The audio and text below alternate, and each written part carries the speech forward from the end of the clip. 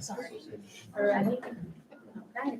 I'd like to call the meeting to order. Thank you, everybody, for joining us this evening. If you could please stand and join me in the Pledge of Allegiance.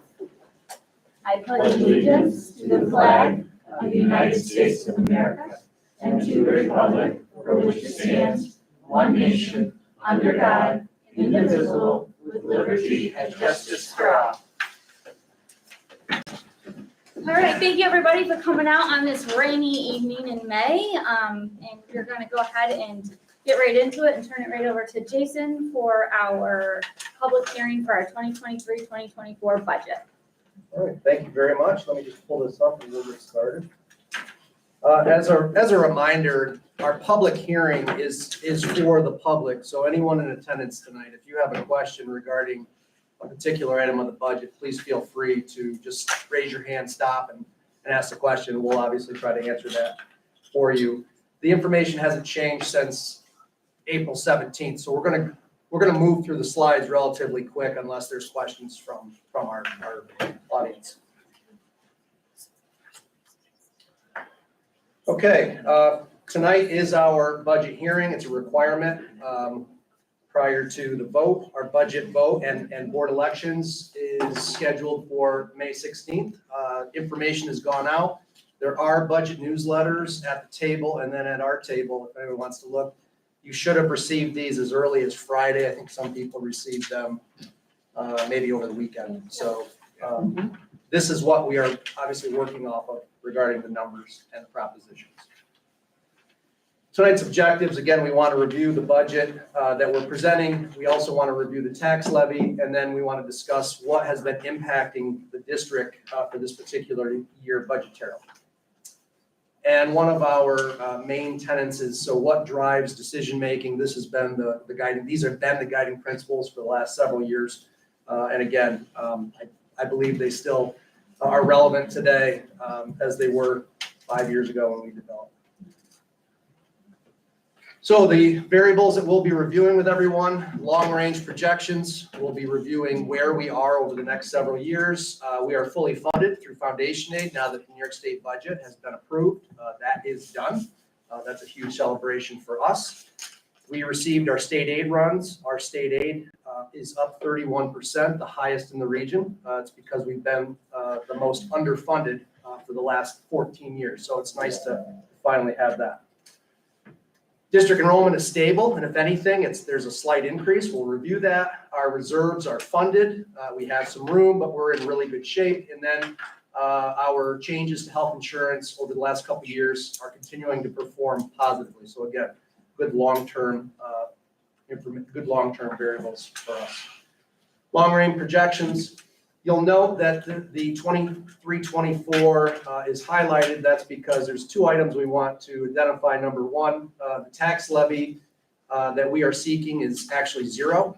It was 1.49. The board made the decision to go out of the zero, mainly because if you look at the outer numbers for 24, 25, 25, 26, 26, 27, we are still projecting to do well budgetarily. If you look at operating surplus, those are positive numbers, and if you look at ending fund balance, the two last rows, you see those numbers are growing and staying positive and stabilizing over time. And why that's a good thing is because if we're running surpluses, it means we're under expecting our expenditures and we're doing better on the revenue side, which is the equation you want. And the long-range projections show that our fund balance, our ending fund balance, or the orange line, is growing, which means our pool of reserves and savings accounts and money in the bank, so to speak, is growing and then staying steady over the last 3 years of this report. So again, very, very positive. And this is direct result of two variables in particular, foundation aid and health insurance. So again, that's in, budget has been approved, and we're excited. Good news for Maine-Endwell. District enrollment.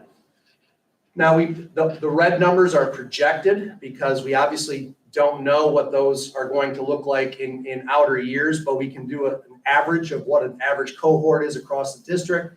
We update these numbers every 6 months. This was last updated in February. We'll update them again around September. But right now we're projecting from This point, February to the next 5 years, we're seeing a slight growth of 45 students in the district. Now that could certainly change, and if you look at the variables impacting Broome County and the greater Binghamton region, it's more likely to grow than to shrink. So again, that's another challenge when you have a growing enrollment, but it's certainly what we want. We want to see enrollment going up. Our reserves are funded. We note that we are asking voters to approve a $500,000 increase to the repair reserve, and that money will be used for repairs that we can't do under a capital project. So again, it's a very important reserve to have because it allows flexibility if and when we need to make a repair. But if you look at the total columns of 22 and where we are for 23 and that dollar change, significant dollar change, and that will set us up for the future to be in a position to not have to make reductions or not have to rely on expenditure side if and when revenue dries up. And again, we're not projecting it, but we have a cushion. And in the years past, we haven't always been that fortunate. That's good fiscal, responsible finance. So our final draft, these numbers are the same that are in the budget workshop. You'll see a zero or no increase for the tax levy. We're not asking for additional funds from the community. You'll see a sizable increase in state aid. That's the foundation aid that we're talking about. So this is really a revenue generating surplus versus a expenditure reduction generating surplus. So again, great position to be in. And that's just breaking out expenditures. And then there's our revenue. You'll note we're not using any reserves to balance the budget because we don't need to. So that's a great position to be in. So the three-part, this is a requirement, and it's broken into administrative capital program. Administrative can be considered general support. Some school districts call it general support because when you use the word administrative, people think administrators, like people. And it's everything that goes into supporting the district, including people. But there's a lot more. So just want to put that little caveat there. So for our program budget, which is the most the biggest part of our investment, which is all of our instructional programs, extracurricular programs, and all of the salaries and benefits that go into that, along with others, you're looking at about 70.2, almost 71% of our budget goes to program. And the rule of thumb is it should be anywhere between 68 and 75. So we're in that zone of where you want your percentage of spending to be. On the capital side, we're a little heavier than most. We've had 2 projects in 2019. So that's the reason why that's ticking up. But we have some large coming off the books, and then obviously the capital project that was approved in December. So it's a little higher if you look at an industry standard, but it's certainly not exorbitant. And if you see what we have to show for it, there's a reason for it. And then our administrative side. And again, there are salaries in there, but there's also a lot of our BOCE service, financial services that go into that too. And 9.4%. Districts fall between 9 and 12% if you look across the board. So we're on the lower end of that.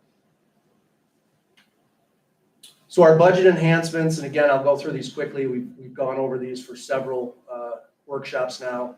We do have 6 new faculty instructional positions that are being added. They're built into the budget that's built into those surpluses and long-range projection that show fund balance growing. So we can add these and still perform well in outer years. We're returning teaming. Those 2 positions will allow us to have a 6 through 8 teaming model at the middle school, which is something that we have sought to return, and we can now. We are adding a teacher, which will allow a current teacher to move into the role of work-based learning coordinator.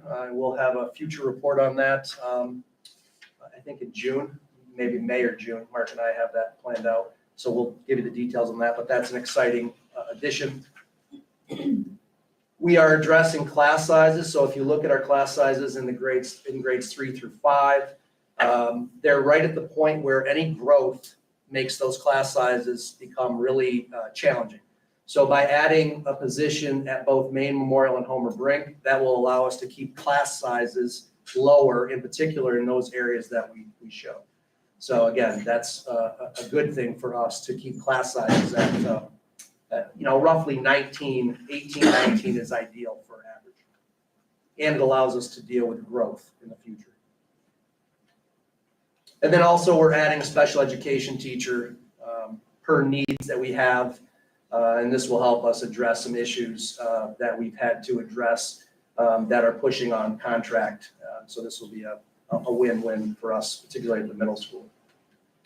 And then we are adding a technology teacher. The technology teacher is actually a net zero. We are abolishing a position to then add a position. So this is not new to the budget, but it's new to our program. And we hope to have that position to you by May 18th for approval. There will be a recommendation coming by the 18th. So we're excited about what we can do with that. Also, some professional development.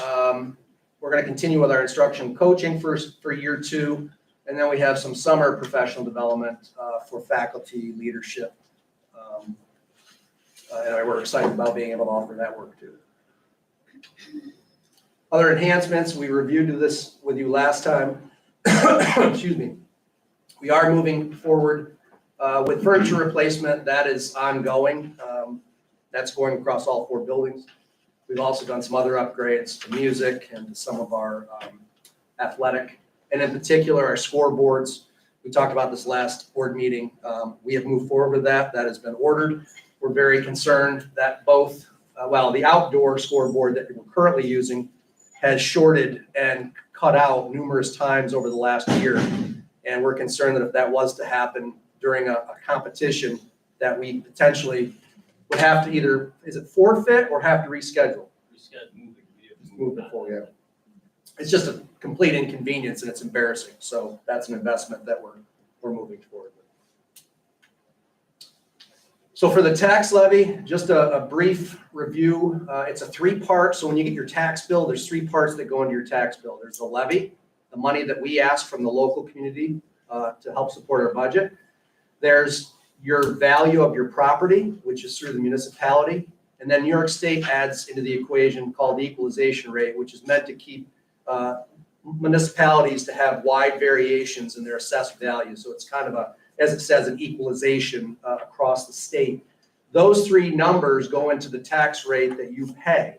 So for the 23-24 school year, although our formula allowed us to ask for 1.49% at a simple majority approval, we've actually have made the decision to go out at 0, and we're not asking for more, primarily because our long-range projections show that we're doing well, and that was a gesture by the board to help the community and also kind of give back because we can.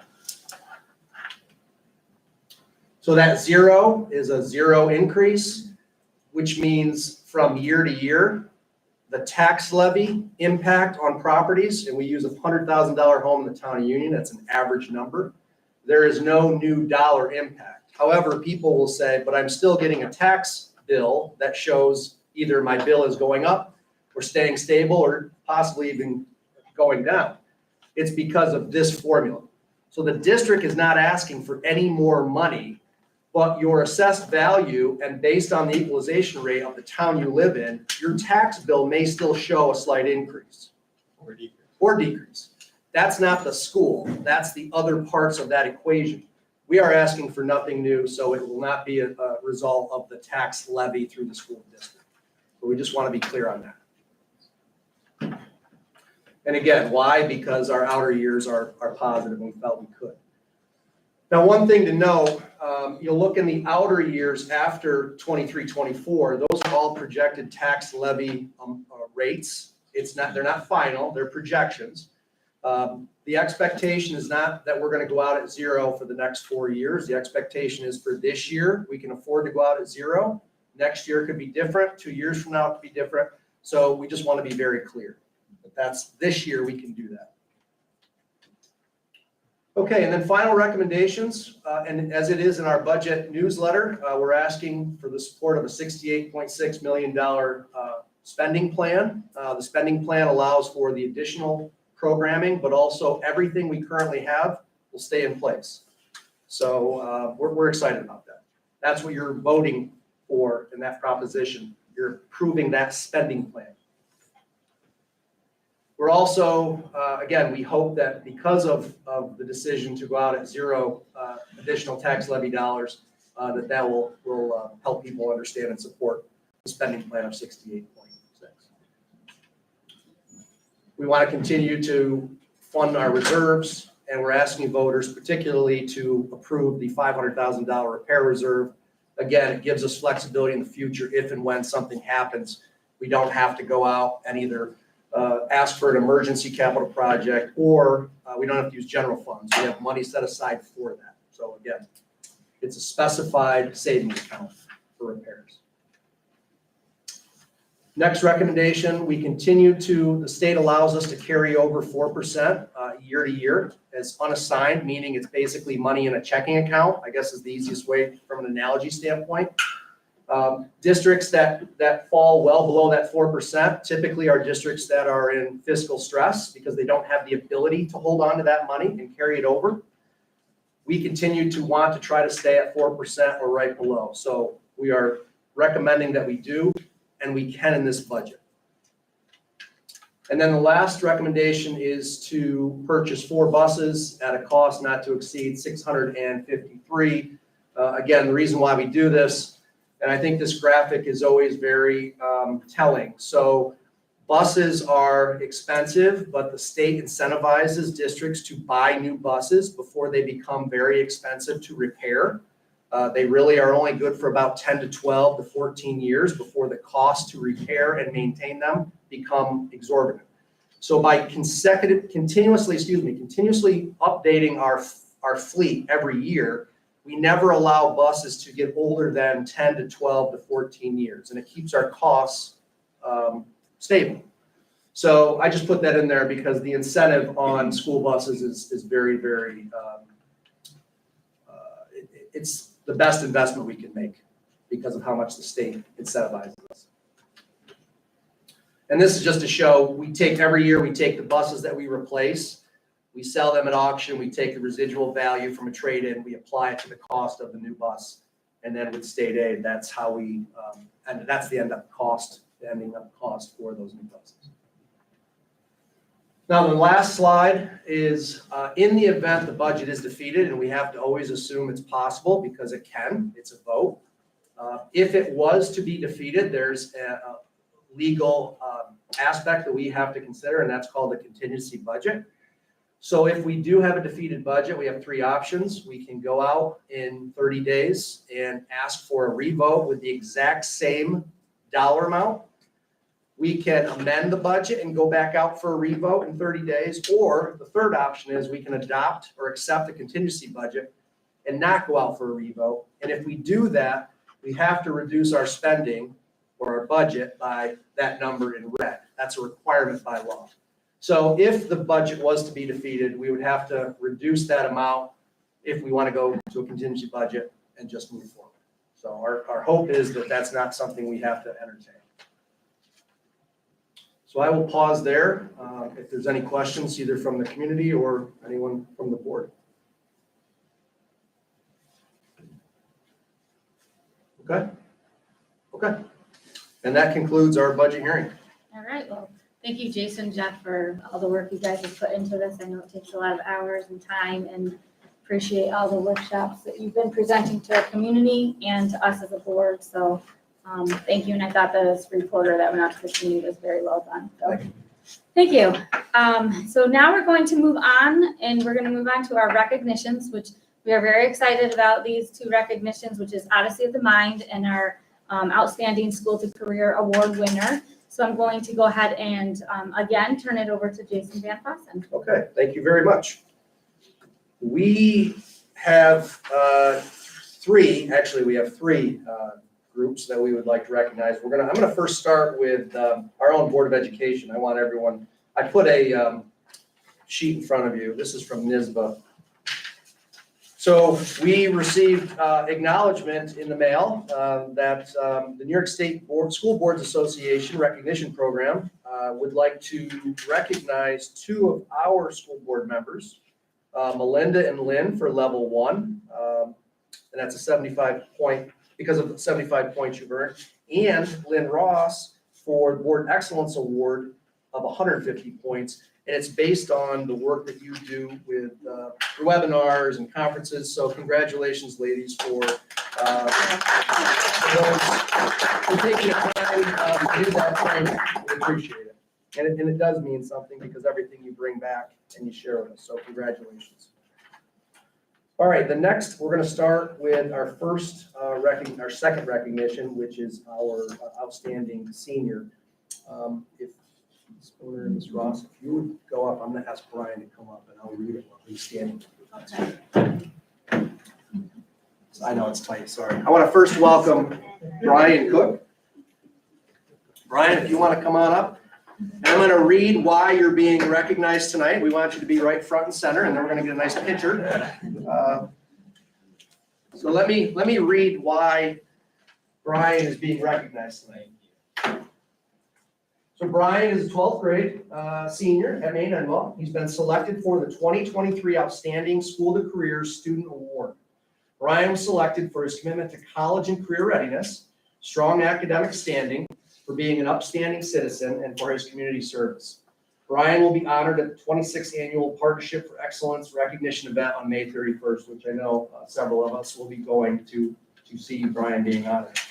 Brian participates in the New Visions Business Academy. This is an academically rigorous program for college-bound high school seniors interested in a career in business.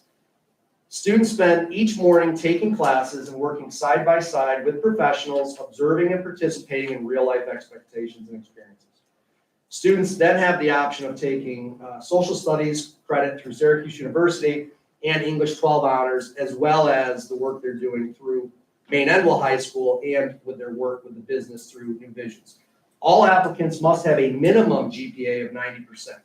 The application process includes an essay and interview, and upon completion, students earn 4 high school credits. It's a very, very rigorous and competitive program to get into New Visions, and it's not a given. And schools are not allocated a certain amount, so you have to qualify to get in. So Brian obviously met all those requirements, and then excelled because of his the award he's being honored for. The culminating project is to create an actual business. Brian's team created the Business Venture Prize, which created and sold community-focused products. And Brian and his team presented in the Kauffman Incubator in Binghamton University. I think it was in September. Packed house. Brian, CEO? No, Chief, what was your role? I was in the supply chain. Okay, I thought you were CEO. I'm sorry. All right, I was going to give you CEO. I apologize. Just go with it because I was giving it to you. But Brian was one of 2 students who were interviewed after the event, and his interviews on WB&G, and he did a great job. You know, but what I thought was most impressive, and Brian, you said this, was that one of the greatest takeaways was the ability to work with other schools, other students, build a network, learn from other people. So although you spend all this time here in Maine-Endwell and these 4 walls, the ability to go out through this program and meet other people and build lifelong friendships and relationships is what you identified as critical. And that's what we want to do with these programs. And so I'm so glad that that's what you took away from them. So we are incredibly proud of your accomplishments. We look forward to seeing you on May 31st. We look forward to seeing you at graduation. Thank you so much for representing us so well. Congratulations.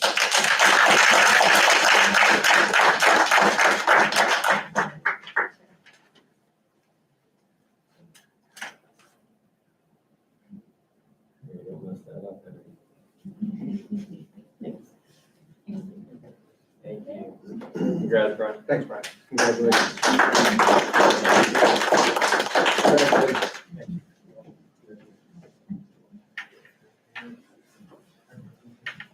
Now, I think we told our other group that we were going to take a little longer, so. No, they were coming in. They look like they're ready. Are they ready? Oh, they're ready. Oh, great. Oh, all right. So I think let's let them perform, and then you want to recognize them afterwards? You Yeah, want to yeah. recognize them first? And then. They're probably ready. Yeah, if Are you ready is what we should say. Something to our, and we should all on the count of C3 say that. 1, 2, 3. Are you ready? All right. All Right, they're ready. Right. All right, let's go.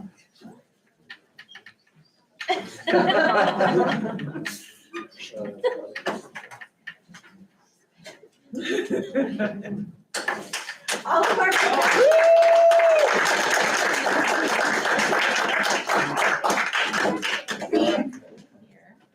Come on in, we'll let it, we'll awesome.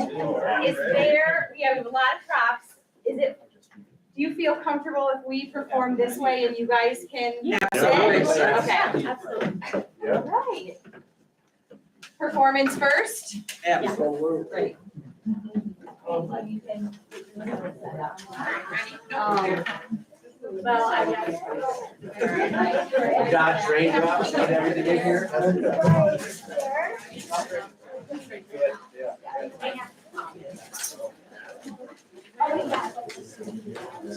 Yeah, never ends. You're getting too successful.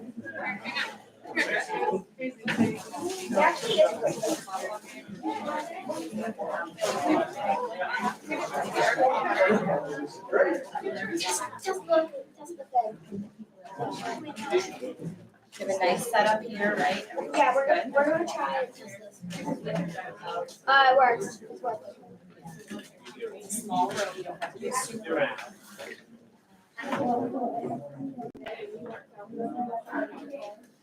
Good. Is this untangled?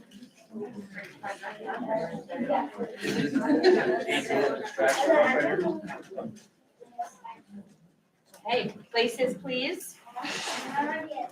So I'm just gonna give a little overview. Thank you all for inviting us. This is wonderful. The kids are so excited. We have a lovely group of second, third, fourth, and fifth graders from Homer Grade. And they've done this now probably 200 times, 240 for 3, yes. So let me just give you a quick little rundown of Odyssey of the Mind in the program. And they picked this problem. There are 6 problems that they can choose from. And this is our first year doing a performance problem, and it's perfect for them. They are actually the best performers I have seen for little children in my entire life. Probably gonna cry because they're amazing. So we worked really hard. This is our problem. It is called the most dramatic problem ever. It's a dramatic character. Can you raise your hand, dramatic character? Yes. So these are the parameters they're given. They have to create a humorous performance about a dramatic character who overreacts to common events. The performance will showcase different dramatic styles as the character overreacts. However, in one situation, the reaction is justified, but it's ignored. The performance will also include something that grows and a costume that represents 2 characters. And it's sponsored by Arm & Hammer, so we had to use baking soda. Those are the only things they're given. And they come up with this amazing scene, and they have 7 minutes of awesome performance. Team, are you ready? We're ready to break away! Hello, and welcome to Channel 24 News. I'm Ted now reporting live. Today we have 3 interesting stories to share. Our first story is about a fork that literally grew out of the road. Let's take a look. Mom, we have no Wi-Fi. I'm hungry. I haven't texted my friends in a whole hour. Mom, are you listening? Oh, Victoria, you're a chip off the old clock. Honey, we might have to stop. We might be over a test here.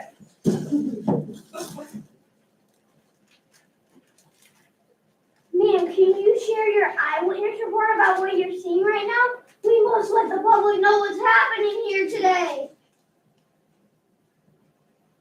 Ma'am, I can't hear you saying there's a unicorn on my head. Do you have any idea how this fork mysteriously grew out of the road? I don't have any idea, but I would look out for the spoons and knives next. Oh, Victoria, stop overreacting. Don't need to go bananas. It does take the sidewalk. Take these days. Thanks for the information. This sounds awfully fishy.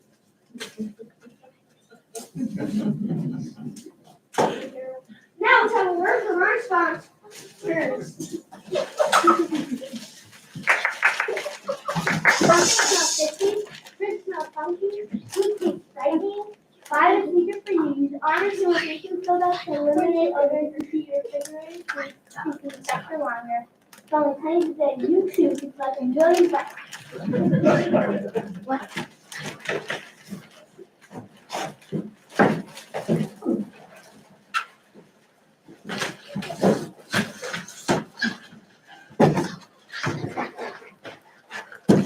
We've been walking for hours. It's only been 5 minutes, Victoria. Mom, the sidewalk is terrible. It's filled with cracks. Ow, it's trying my tag. I think it's broken.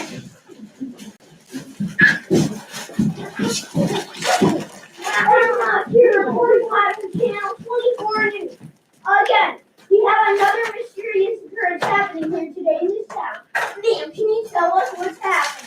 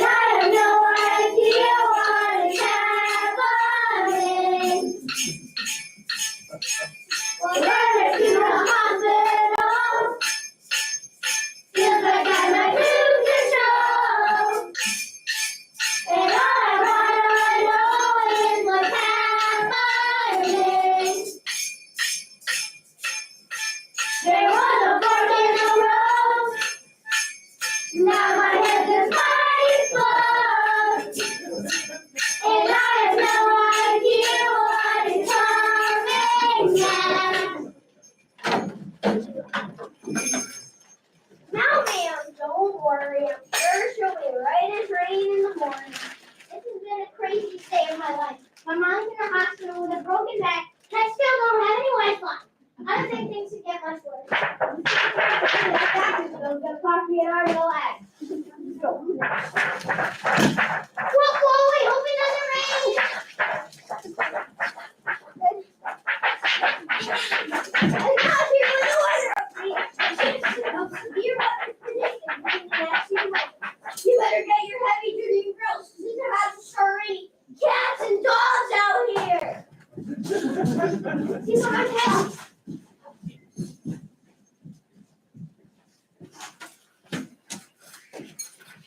Well, isn't this just the icing on the cake? What do you think about this crazy weather we have? Why can't cats play poker in the jungle? Too many cheetahs. Now, ma'am, we don't have any time to go. Stop beating around the bush. Why didn't the dog want to play football? Because he was a boxer. No more jokes. This is starting to get out of hand. Why did the dachshund want to sit in the shade? Because he was a hot dog. Who knows why this lady is so full of jokes? But it sure does connect to all the craziness that happened here today in this town. I think I've bitten off more than I can chew. This is Ed not signing off. I'll catch you some other time.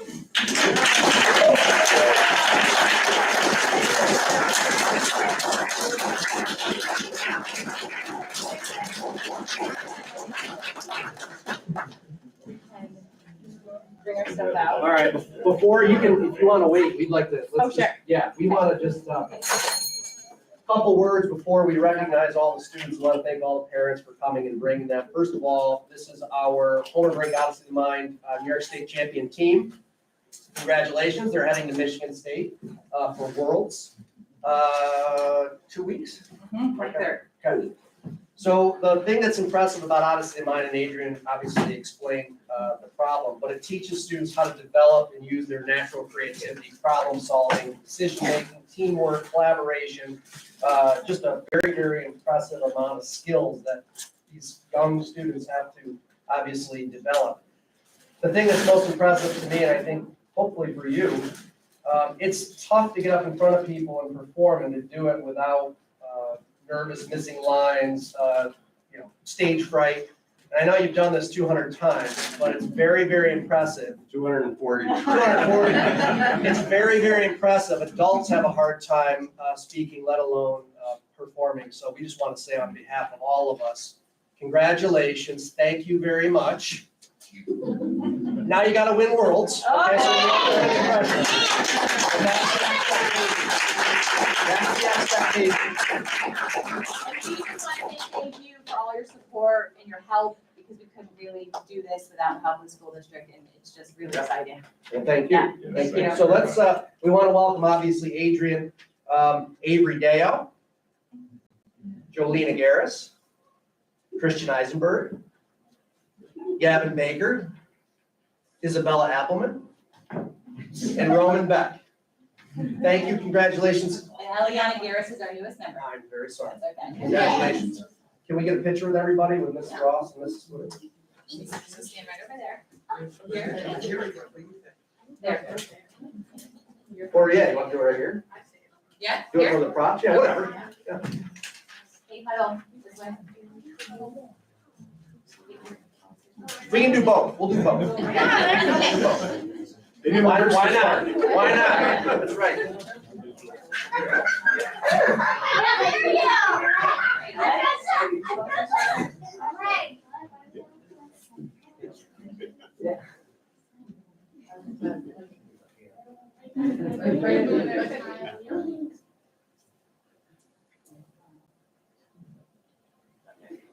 Yeah, let's get one behind, if you don't mind.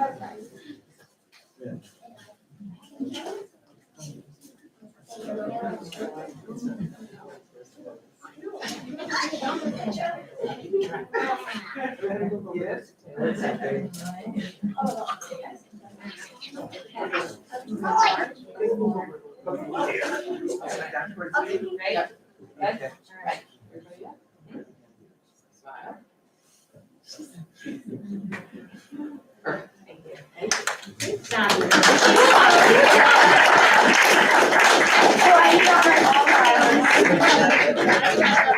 we just want to take 10 minutes, have a quick reception, say hello. You're free to leave if you like, but we just wanted to.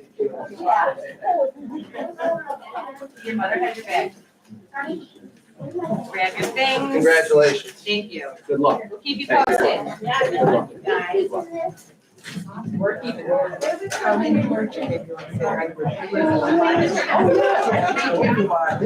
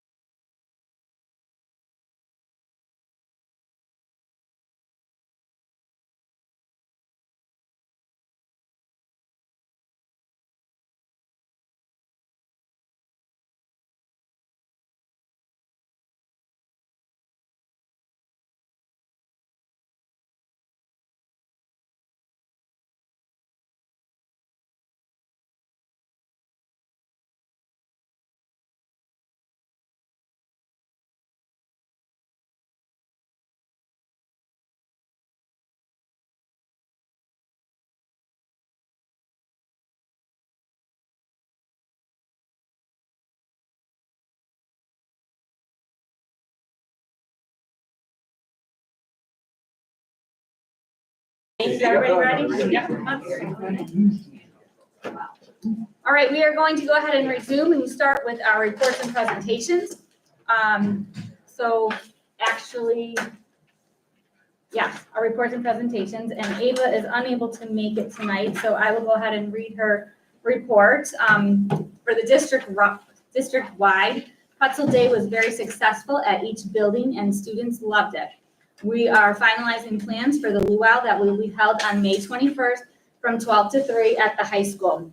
Hopefully we can have some board members there to show some participation. At the high school, election packets were handed out and are due tomorrow. Students will campaign for the next few weeks and winners will be announced on the 25th. And those election packets, I'm assuming, are for our student council and class presidents and board members. We are working on a spring pep rally to host at the end of this month. Middle school, no new updates other than the district-wide update.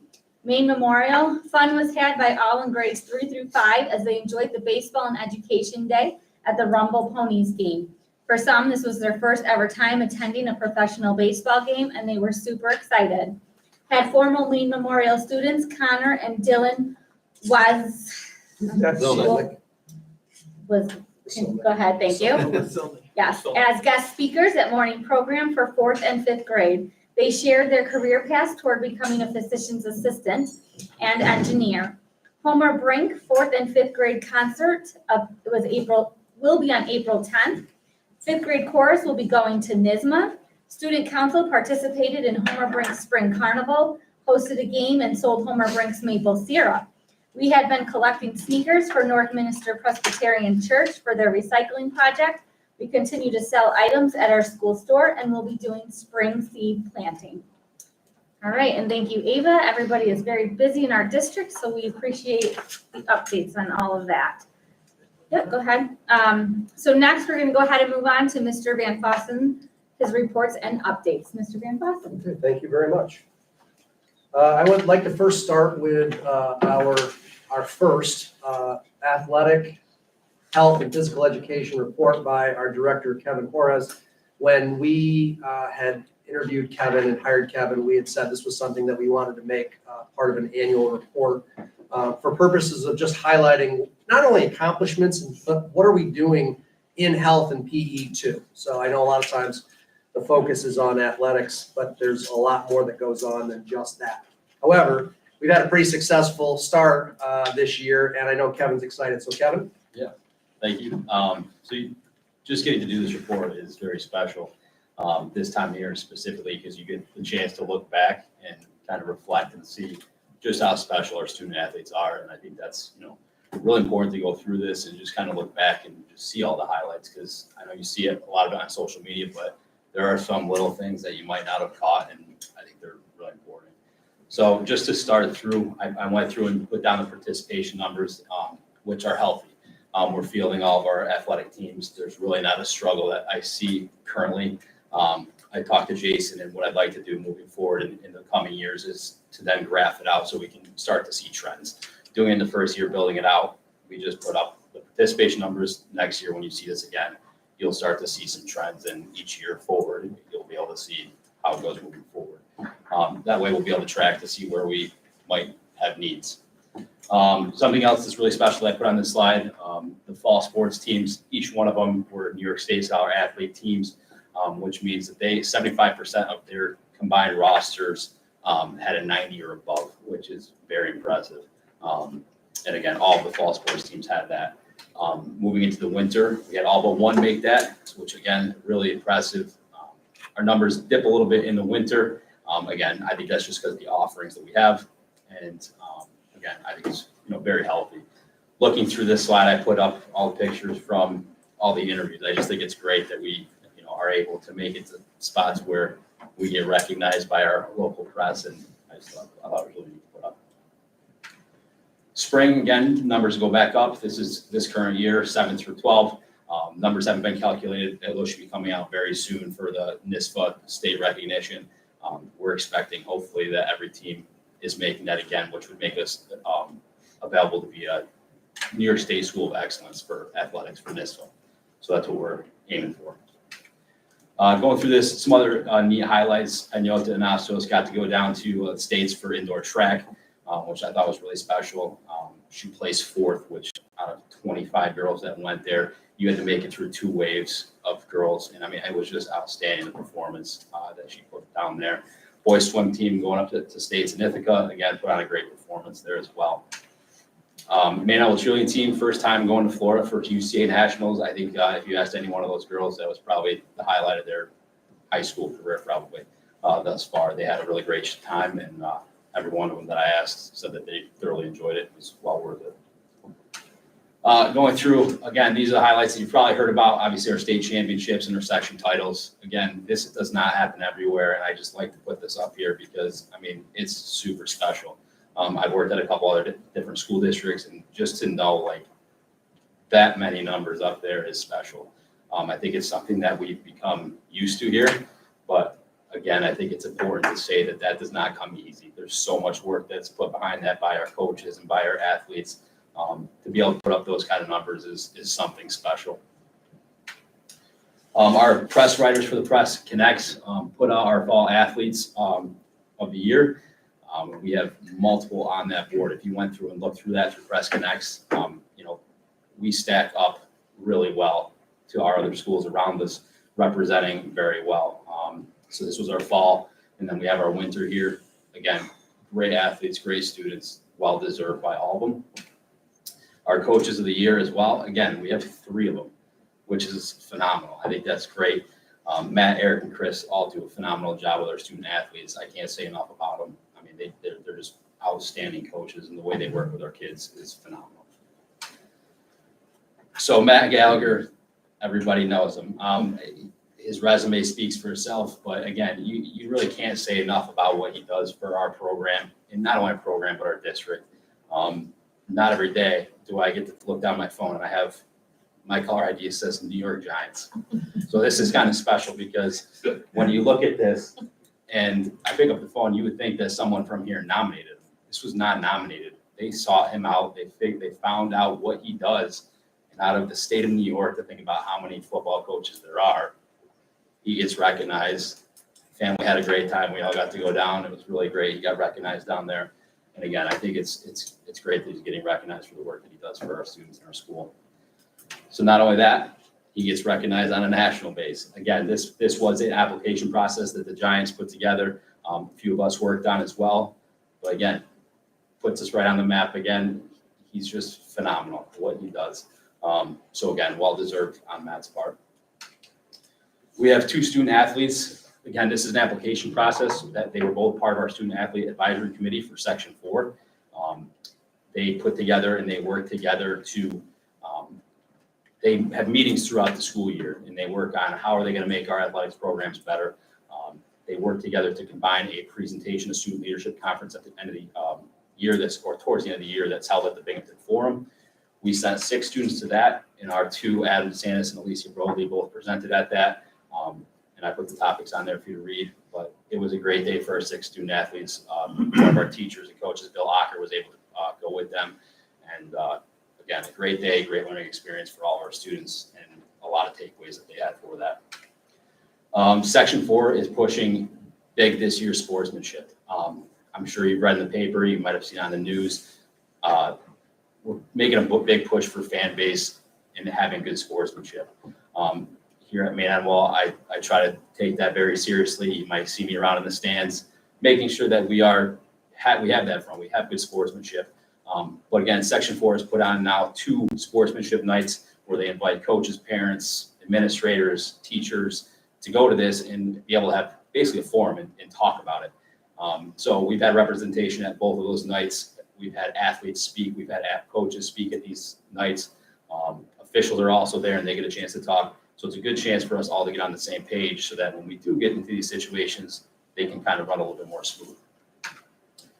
Spartan Science played at the next level. So far, we've had 3. Again, these are students that have had athletic scholarships to attend play at the next level. Again, this doesn't happen everywhere. You see it on the news, but to have 3 currently, and we're about to have more, it's just outstanding. And these are all students that are going to represent us very well as they move on to the next level. Flag football, if you haven't caught a game, we have our next home game on Saturday. This is the inaugural season here at Maine-Endwell, and it is something special. Being able to see it live, you just have to do it. I encourage you, if you haven't done it yet, to show up. These girls love it. They are so happy that this has come here, and to see the effort that they pour into this. This is no joke. This isn't like a touch football. This is highly competitive. And next year, it's going to be a NISFA state championship sport. So it's a full-fledged sport. We're super excited to have it here at Maine-Endwell. And the girls are doing a phenomenal job thus far. We're undefeated, so that's always good as well.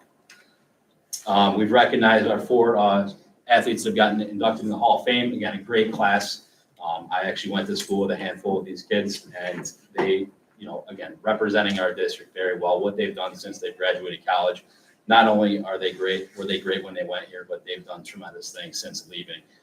Having the opportunity to have discussions with them, it was great catching up with them and to see what they're doing now, and they represent our district very well.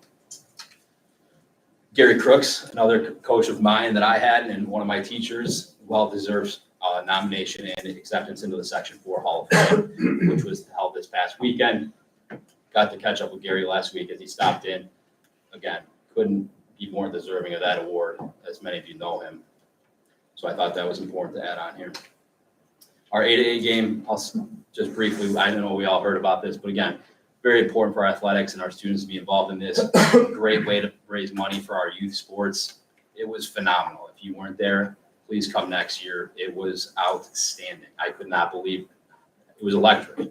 I don't know that we had that attendance in a varsity level contest since I've been here. So that was outstanding. Taking a look at this picture, looking forward at what's to come here at Maine-Endwell. We're going to be having a fitness center renovation. I talked to our strength and conditioning coach actually today, just to pick his brain on numbers. We had 75 athletes come through the fitness center just today, and that was with practices, with contests going on. If we had a day where we didn't have sports or didn't have practices, he can see upwards towards 115 student athletes go through that fitness center. And if you haven't seen it lately, it is crunched in when you have 75 athletes in there. And for him to work with the space, what we've decided is to move forward with reconfiguring the fitness center to be able to open it up, be able to spread out more of our kids so that we're not all jammed up into one space. Again, it's going to help our athletes tremendously, as well as our strength and conditioning coach to be able to work with our athletes. This is going to be coming as soon as, I believe, Monday. The sound system added to the softball field. It's going to add to the atmosphere.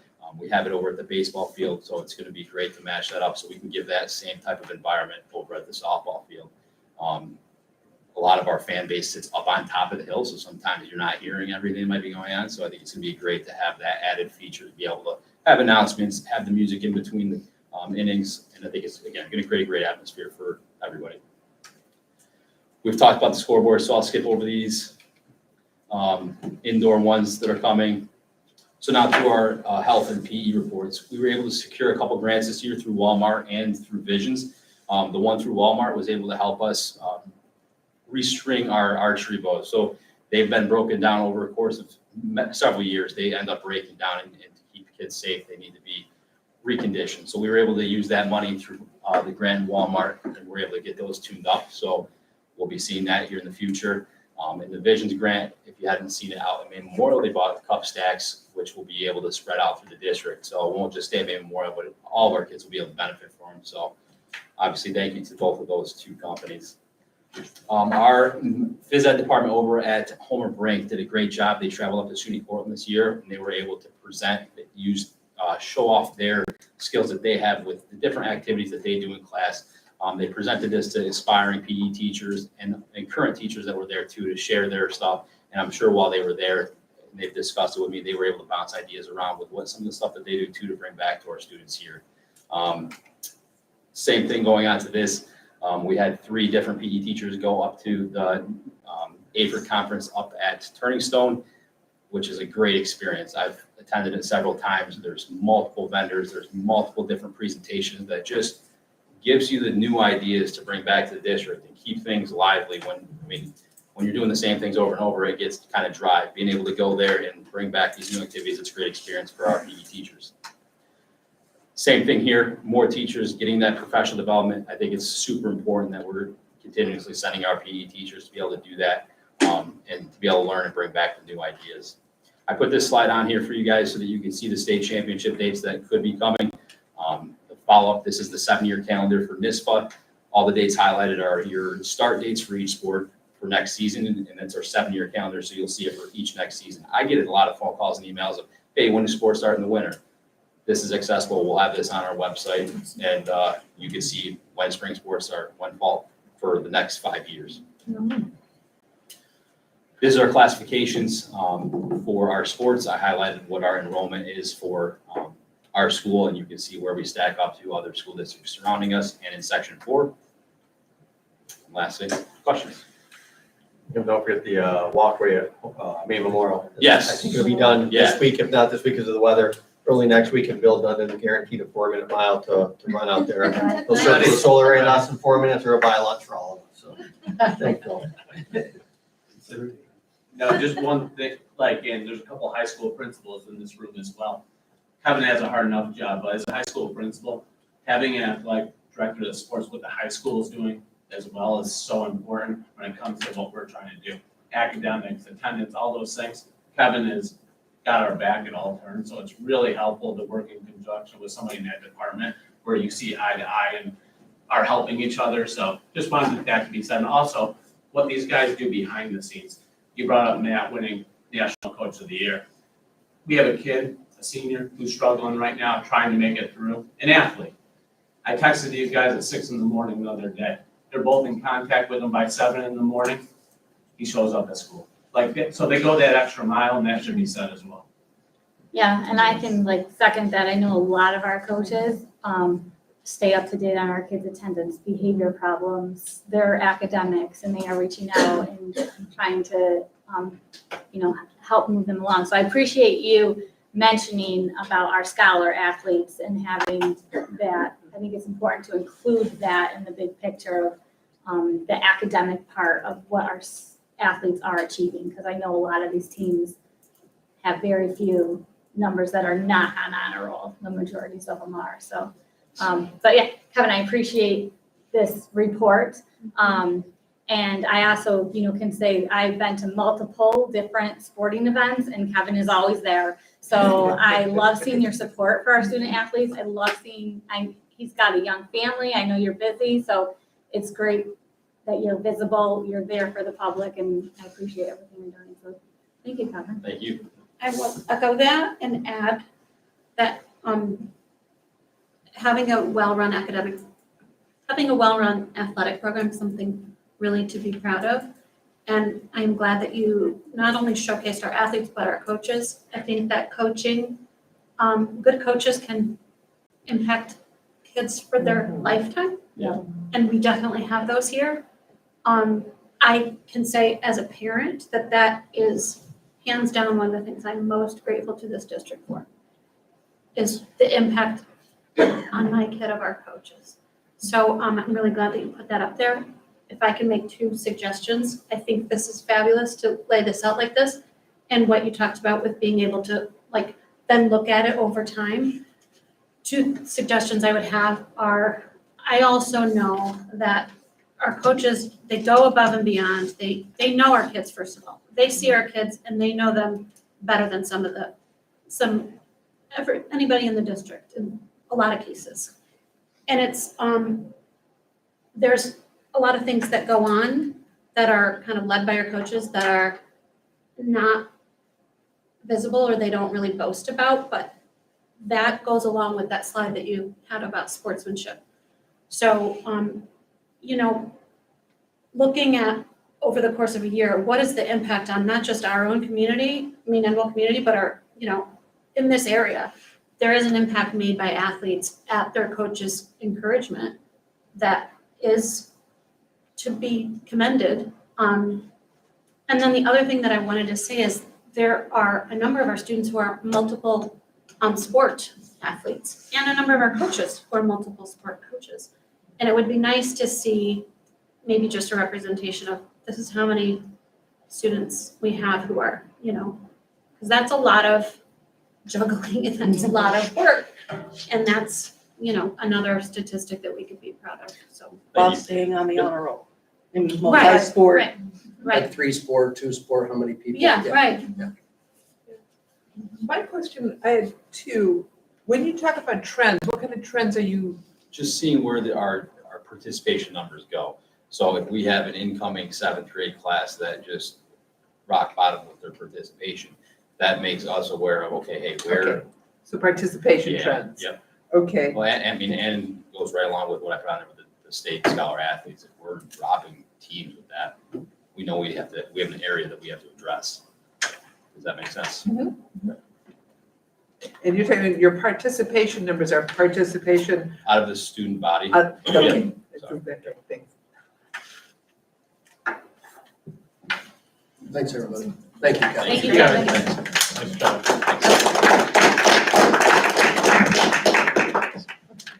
Almost as good as a kid. And I'm sorry, Kevin created that as a Google slide, and when I downloaded it to a PowerPoint, it got a little goofy, so if you saw some slides that wasn't, No, it was nice. Yeah, I didn't. Same out I did a nice job. So thanks, Kevin. Yeah. All right, the last item under my report is, I want to give an overview of the thought exchange. And before I do that, I also put some information in front of you. First one, if you can, it's called preliminary review.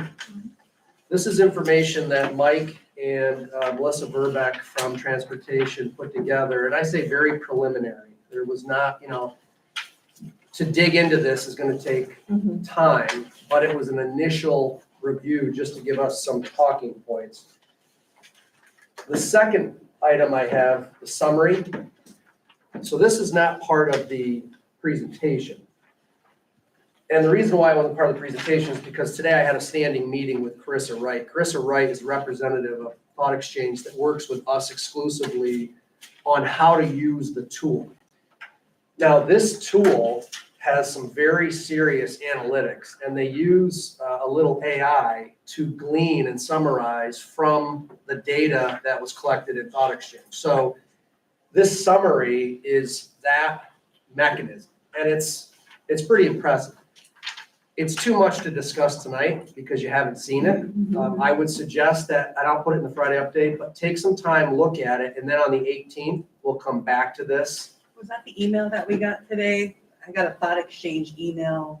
So that, thank you, that is allowing you, you have now access to Thought Exchange. If you set up an account, you can now go in and use Thought Exchange to view all this and fool around and use it as a tool.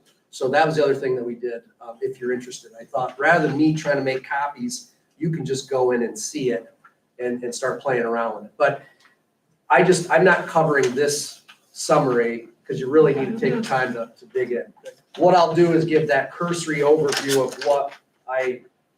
of what Thought Exchange gives you, but it's very 10,000 foot. And I did include some of that other information that I'm going to review. So let me pull that up. Sorry, are you saying this first paragraph here, the summary is, I'm sorry, what, like the vendor, described what can be done with the tool? Is that So- what this is? Thought Exchange will take all your data and then it runs like the new AI with chatbot and all these new mechanisms where it does a summary of the information based on the feedback. Okay. Yeah, so it's Okay, computer generated. understood. Yep. I know this is me being a stickler and I've said it so many times about Thought Exchange. I think it's a very nice tool for, crowdsourcing, opinions and thoughts and feelings, but I don't like describing it as data only because it is, opinions Yeah, versus data. Sure. Yeah, it's feedback, right. Right. Yeah, yep. So I'll go through this and then again, this is really a starting point. But I think the feedback we received is indicative of what the next steps are. So first of all, pretty good participation. That's, we've done several of these. Anything over 1,000 is usually pretty good. So we had 12, almost 1,300. That's good. The breakout, we had a nice breakout. according to where students or families are aligned. And then the feedback, and I put a box around that because that's really telling when you get to the feedback that the biggest percentage of people were, they couldn't make a decision. And again, when you look at the feedback, there's a reason for that. So certainly not skewed in any one direction other than wanting more information. So these word clouds are interesting. What makes the word cloud interesting is that it depends and no are actually, it depends based on I need more information and I need to know more information in order to have an opinion. So it's kind of clear from the feedback that that's why that's the biggest one. So these are, and again, if you look at thought exchange, there's thoughts, you put up a thought and then you can rate it, you can rate others, people can come in and rate. We're still kind of at our learning curve of how to use this tool. And Carissa is going to help with that. So I'm excited that we can at least use it more robustly. But the feedback was pretty simple. Number one, people wanted more information. We were very clear. What's your thoughts on start and then changing starting times? But people said, 9 out of 10, and I think Melinda, you mentioned that as a statistic. People are like, okay, so what do you want to change? What does it look like? What specifically are you doing? So I think that tells us that they're not opposed to it. They're not necessarily in support of it, but they want to see what we're thinking before they can really weigh in, which to me gives us our kind of our marching orders. So again, need more information, a lot of feedback on needing more information. And these themes, these thoughts are kind of the theme. They don't always line up perfectly. It's generated by the computer. Need more information was a theme. What is the time change? People again wanted to see, so what does it look like?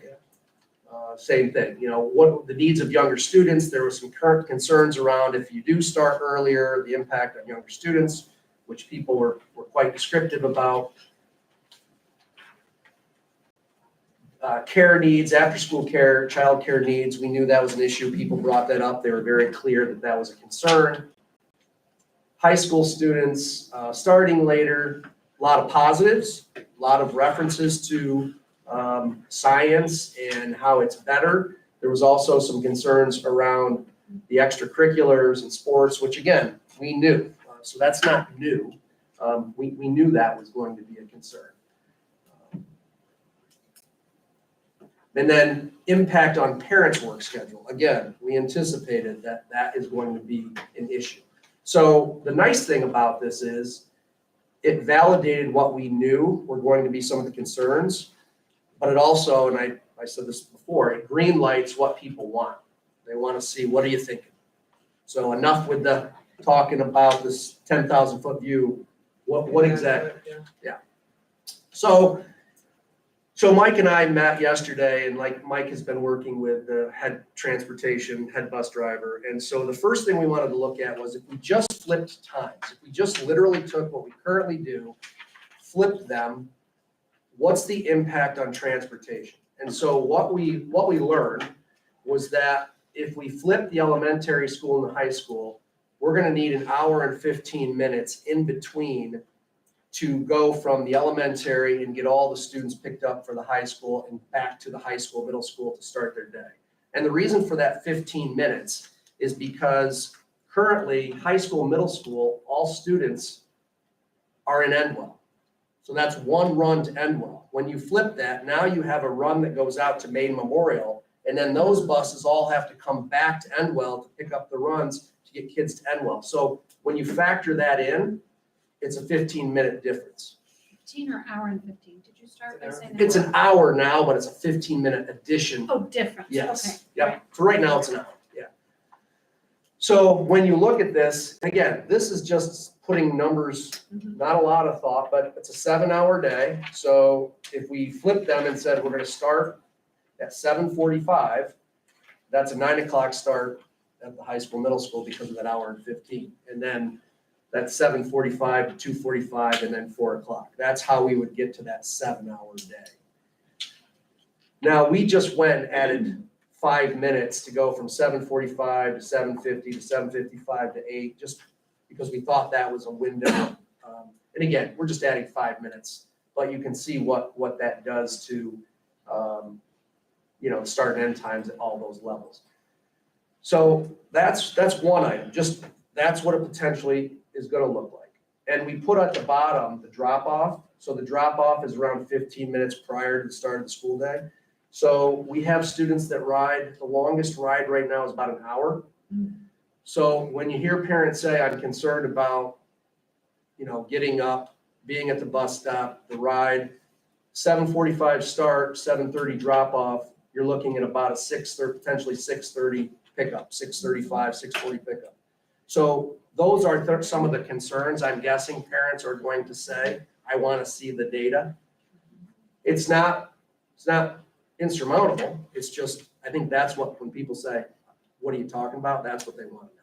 So we can certainly put that out there, but I'll talk a little bit about the schedule, because there's a schedule we want to hopefully try to get to. And then Mike's thought was we'll probably need 2 more buses for the runs. And so the reason for these numbers are we took current cost and we said, okay, 11 years represents the cost of, or the time life of that bus, the lifespan of that bus. So that's why we ran it out over 11 years. And just, again, 2 more buses, 2 more drivers, again, doable. It's not 14 like we had looked at when we were trying to see if we could do all at once, but we would need some additional resources allocated. So again, preliminary. Now, if you go to under reports, under 4.2, there is a document called tentative schedule. You want to pull that up?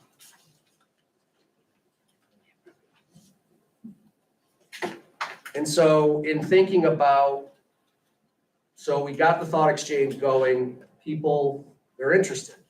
We got a lot of interest, a lot of feedback, but they want more information. Here's my tentative thought.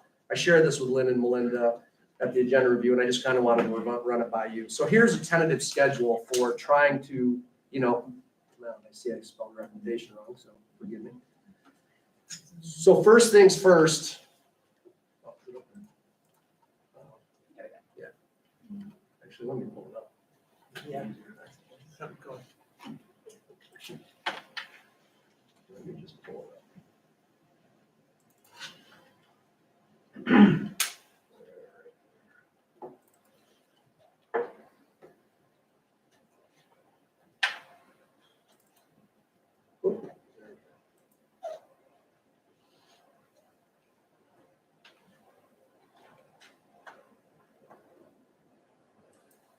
Okay.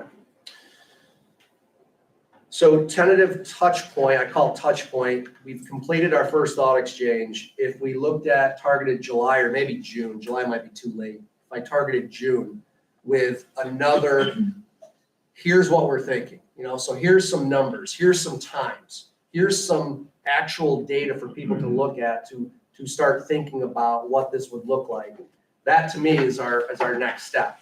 And then moving forward, October, January, and March. March is critical because my hope is to have a recommendation to you by March for either the following school year or for the following school year to give a year in between for people to get ready for it or used to it. That's something we'll have to talk about. But first steps would be, we've talked about transportation. That's preliminary. There's still a lot of work that has to be done. We know we have to look at after school activities, including athletics. We have to look at after school care. We have to look at scheduling, and scheduling is huge because that's going to include our BOCES students. That's going to include everything that we currently offer that is going to be impacted at the secondary level, probably more than the elementary level, by having a later start time. So we have to look at that and how that's going to be impacted. And there's some other items in there. I was trying to go 10,000 foot. The other item would be then addressing questions and concerns. So all along, we're going to get questions and I say concerns, challenges, whatever. People are going to bring up, did you think about this? Did you think about that? We're going to have to constantly be cycling back and saying, no, we didn't. We've got to go back. Or yes, we did. Here's what our plan is. But there's going to be, every time we go back and touch out to people, there's going to be a whole set of feedback that we may or may not have anticipated. Jason, do we have access to a proper survey tool as a district?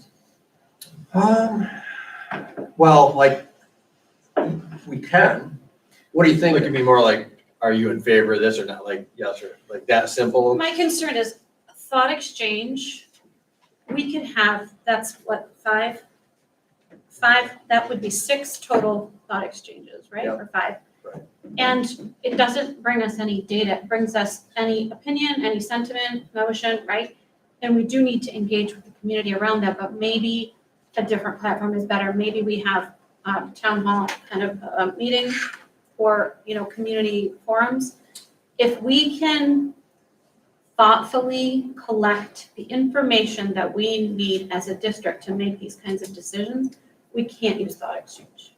We would have to use something, like a proper survey tool so that it is structured in a way that's gonna get us, thought exchange, I could take it 100 times if I have really strong feelings. And that's not gonna tell me everything I need to know about, how many people do we have that have high school students who get their elementary siblings off the bus? Right. It's not gonna tell me how many people, that's what we need from a survey. Do you have an idea, like a tool? Qualtrics is one that's really easy that I'm familiar with. Qualtrics? Qualtrics. Qualtrics, okay. And if, I just don't know licensing wise, what the Yeah. district has Yeah. access to, but, surveys, proper surveys that are really gonna get you clean data, Okay. there's a science to it, and we, if we don't have somebody here, then it would be a good investment, in my opinion, for a decision this Okay. impactful. Yep. Because I could see us going through all of that and, some people don't even take the thought exchange. Right.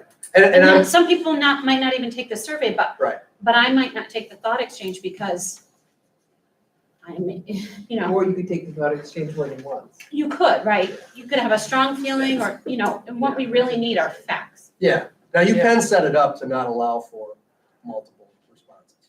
But, You can, but it doesn't, It's not factual. it doesn't allow you to structure Yeah. your questions in a way Yeah. that gets you some of the data we're gonna need to have access to, and I don't know how else we're gonna get it. yeah, no, I'm with you. I mean, if there's a better survey tool, great. We still have to get people to participate, which Yes, that's but on us. to but get at people to least we're making a decision on available information versus available feelings. Yeah. Yeah. And Because- it's a good turnout we had. Yep. Right. Yeah. No, that's And we need good. to address the feelings because it's a whole process for everybody. And so, but that's more like of a conversational thing than a survey where really what we want are as Data. much data Yeah. as we can actually get. Get the feelings out, and then at some point you vote. Right. Here's my Yeah. feelings, but I'm voting no or yes. Right. And no reason why. Right. I did that over here, but just, Yeah, and I think the first round of survey questions would be centered around what's your feeling on if we change this and this is what it is, right? Like, so give us your yes or no. Right. All the other stuff, we still have some work to do. Yeah. But yeah, I see what you're saying. Yeah. In I've done- Qualtrics. I've yeah, done that's- tons of surveys and it's worth your effort to do them well. Yep. Right, because you do them poorly and then, you lose engagement or people are confused and I just think we really need to know what we're dealing with. Yeah. Because we can't make a decision without, For me personally, I by thought just guessing. like this thought exchange just provided what we already knew. So it doesn't feel like help move us into a direction or not, because if you No. did all the research and all the facts and all the readings, you knew exactly what the concerns or the positives and the negatives of this. And, but I do think public needs to know more, obviously, data, because I think when that first question went out, some people were like, I don't think that the high school should go any earlier. That's not even a thought of ours, Right. they didn't even know what we Right. were trying to Yeah, reach out to I think it would them. really be in our best interest to be doing this, be very information forward in how we proceed with this consideration. I personally spent several hours doing research that really helped me feel informed. I don't know that anybody in our district has, has done that research. So we can lead with information and go about the way that we collect information in a thoughtful way. I think then people won't feel, the last thing I want is for people to feel like a decision is being made and they're not being considered. But we have to be very focused in the way that we ask the questions. So, yeah, and I hear you, and, you know, the thought was, and again, this isn't Jason's project, this is the board and the district's project. So we had very little conversation with the public. So I think the thought was, let's get people thinking. But you're right, what came back was, yep, that's everything we knew, and people are like, so just tell us what you want to do. So you're right, I mean, that's the next step, and if there's a better tool, we need Yeah, better and data. we can even, I would Yeah. think as a parent who hadn't spent several hours researching this, that I would like a summary of, Yeah. you know, that lets people know why we're even considering it. Right. Not just because like A summary and what Jeff doesn't want to form. get up that early. Right. But actually, we actually looked at something and So again, we've been talking about this. I'm open. I think, you know, we put out a lot of information. We know it doesn't touch a lot of people.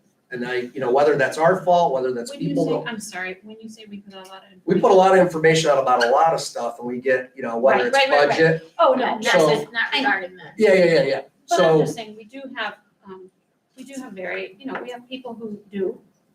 Yeah. It's, the way that we proceed should be how it's gonna be regardless of whether people choose to ingest the information or not, but we have access to the information. We're doing these things for informed reasons, not just Correct. because we feel like it.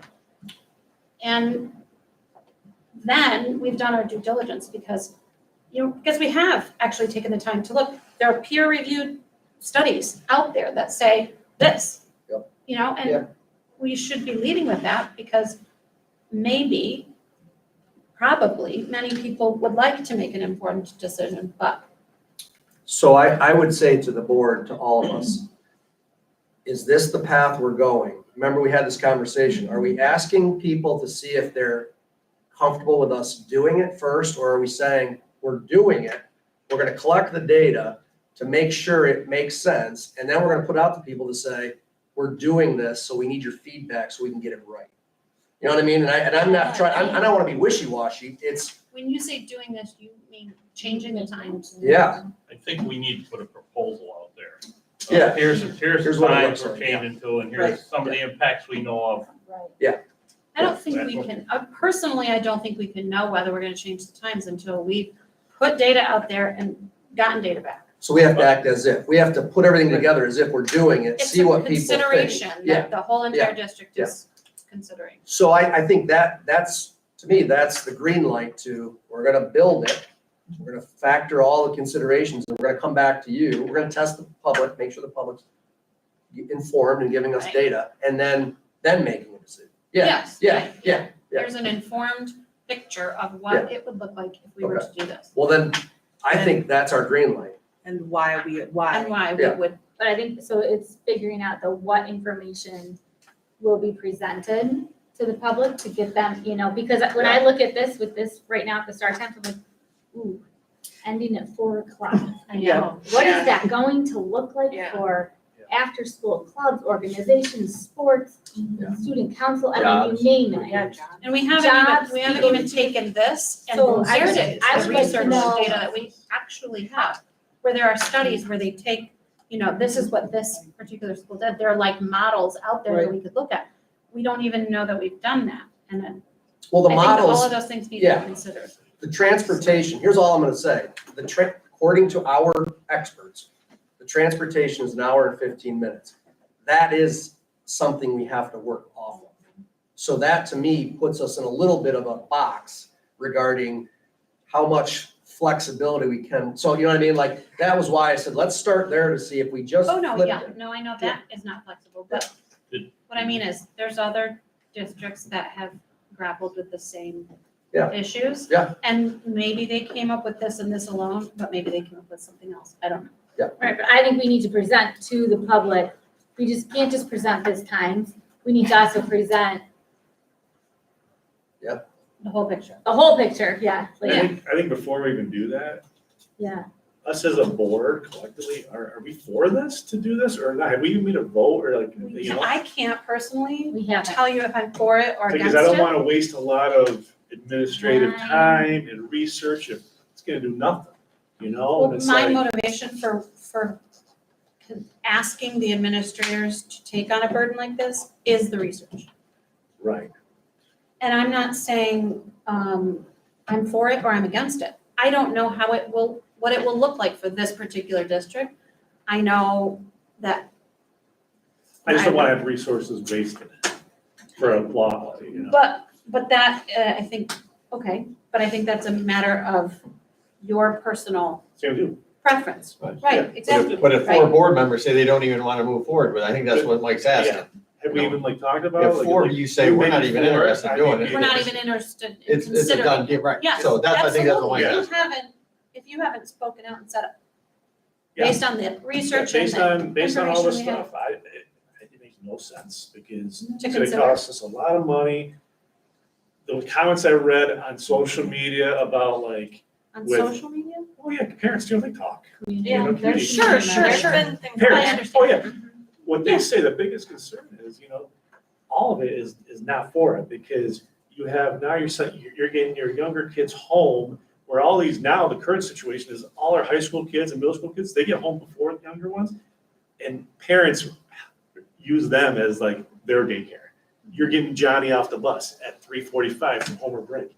That's not gonna happen. That was the biggest con, okay? So I'm just saying collectively, are we as a board, do we wanna keep moving forward and tell Jason, hey, keep doing the research because we don't know yet, or should we just say, we've seen enough, it's not gonna Yeah, work? I think we should all voice that. Yeah. Have you read the research? Yes, I have. You read all the research that I provided? Not all, but no. Okay. No, that'd be crazy. Look up There's a the lot. You actually read the one pager that I?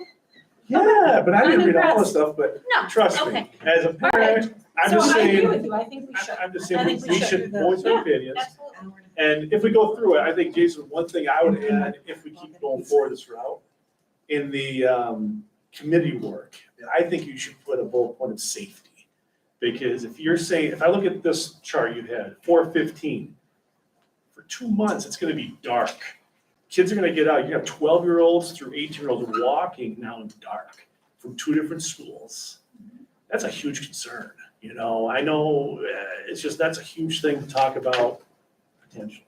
And on the flip side, those kindergartners at the bus stop at, Early in the morning. yeah, Dark. 6:30 in the morning. Yeah, And right, like, because they're put there my middle now. schooler I out know, there so- at that time, like, I'm just saying, I don't know, Melinda, if we want to have a whole discussion. or- Yeah, you know, no, say, I mean- Are we for this, to keep pushing for research? or I no? do think it's a good idea to, as a board, to communicate whether we think that the research compels us to make this consideration, because it is a lengthy consideration. And we have heard lots of feedback about the burden it places on our administrators. And it's not something we should take lightly, so I do think that people should voice whether they think Want to move forward. the data compels us to consider this for our students. I do. Mhm. Otherwise, this is a big waste of time. Yeah, You know? no, and we don't want to, right, we don't want to waste our time, we don't want to waste the administration's time. Right. We just need to make that decision whether or not we go forward. It's very, I'll tell you, I personally will struggle making that decision because I just personally don't have enough. I don't know, it's, I don't think anybody can argue the benefits of having our secondary students have extra sleep. the science behind Yeah, it. yeah, nobody, I don't, you Right. can't argue that, that is absolutely true. Who knows if But they're gonna there's stay a- up later doing homework, you know? it's- Yeah, or whatever. It's actually in the research. I know, I'm not kidding. Did you read that, Mark? I didn't read that. I don't know. Sorry. It's But pros and cons on when I both was a kid, sides. I stay up till 11 o'clock to watch sports stuff. Oh, and good, then yeah. go to bed. Oh, yeah. Well, I And you still know, get you also struggle with that too, because I can tell you, those kids on their phones, Yeah, all they're on night their long. devices. and that's a problem too, I mean. Absolutely. Well, we Make could, More sleep if we take the devices away. we could put a survey out now that we know that's what people want, is to see specifics. And if we put something out at least one more time, and the feedback is an avalanche opposed, now you have some data, or if it's 50-50. I mean, the burden on us is not, it's not so much it's, are we doing it? Is it a project to study, or is it a project to come up with official recommendation to say to you as a board, we think this will work, here's our recommendation, and then have you ultimately make a decision. And I don't want to waste people's time, but I don't know if we have enough information right now. Vicki, to your point. I don't know, personally, I don't know if we have enough information right now to say yes or no. Yeah. I would feel better about a survey, because I'm sitting here going, as much as it makes sense. So I have kids in 2 sports right now that get done at 5:30, and Marty driving to one place at 2 different times. That hour didn't seem like much when I was looking at research, and now I'm looking at it on a paper and I'm like, oh, that's a big hour. But remember too, that the community brought this to us. No, that's what I said, a survey would make me feel better on which way I felt about it. I understand. Right. The survey has to propose what Yeah. the change is Yeah. gonna be and why we're And the reasons for the considering it. thought. Yep. Okay, and then you get the feedback that, Yeah, no, I'm with you there. I think we have to say, here's the why, here's what it would look like. We're not gonna be able to answer all the questions regarding childcare and people's work schedules. We're gonna have to address extracurriculars. So I think that gives us at least something to work from, because to try to do all of that and have a presentation to you in March that addresses after-school care, that's a lot. Would you say, sorry. Go ahead, Lindsay. I was just wondering, would you say your current recommendation would just be that basic flip-flop of times, or would you prefer one of those other ones? I think based on the impact at the secondary level, that would be the best, would be to do a flip, and whether maybe it's a couple minutes off here or there, but But not that The- 8 o'clock. the later we start the elementary using that hour and 15-minute Yeah. kind of barometer, it just pushes out. So that would be the time if we were gonna put that out there, would be. Yeah. does the schedule work better if you split it into 3, like have the middle school separate part-time? I don't know. Yeah. I'm just asking that question, I don't know. Transportation wise, Yeah, I we don't can. It works, Yeah, we it can works. do it. Yeah. Be an You hour answered the 15, an question. hour 15. Right. No, and I said this early on, I think we have to be careful with a couple things, and this might not be popular, but we have a huge community, and when the community brings a suggestion to us, we have to consider the numbers. A community, we can have questions brought to us with 1 or 2 people, and that's I appreciate that. But sometimes we have to look at resources and things like that, and if my feeling is this is exactly what's happening here. There doesn't matter, we can put out 1 million surveys, we can do all this work, it is never gonna be 100 to 0, it's not gonna be 90 to 10, it's not gonna be 80 to 20. And that's not that's So- not actually our mission. though. Well, and I get that, so at some point, we're gonna have to figure out who are we gonna upset? Right. So, and we're going to. So, Absolutely. and I'm not sure the amount of community that is concerned about this is gonna equal the number that we're then going to upset. Does that make Yeah, sense? and we also have to measure, Yeah, and then like, my. 'cause everything should be motivated by, my investment of time, my consideration of anything should be motivated by what is going to be the best for the largest number of our students.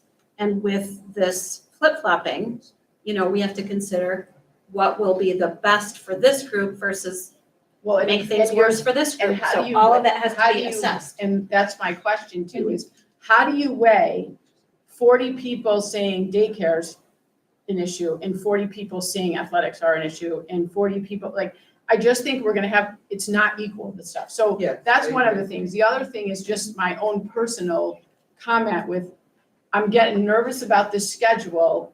If we've got to build some of this stuff, this is the worst time of year for us as administrators. I mean, everything is happening right now, so we've got to change that schedule to keep everybody sane if we're going to, because I think if we're gonna really look at this, I don't know how we can put a survey out and not really look at this first, because I agree with you. The data is not gonna be, even saying this, it's an hour and 15, this still doesn't show us what does BOCES look like, what is so I think we've got to do a ton more research, and I just think right now, from May to June-ish, July, when we're trying to end and open, and it's just a really tough time for us to try to do that. Yeah. I think we can put together the information that you're asking for. And sometimes all this stuff happens and you're like, oh, clear as day, this isn't gonna work, or clear as day, here's an option, this is great, like, let's look at this. Right. So I just think we have to be able to have the time to focus, and right now, to get something by July of 2023 makes me really nervous. But But then I- the considering fall where is my also year is, another yeah. very busy Right. time for us too. But I do so- 100% agree with you, and what stresses me out is that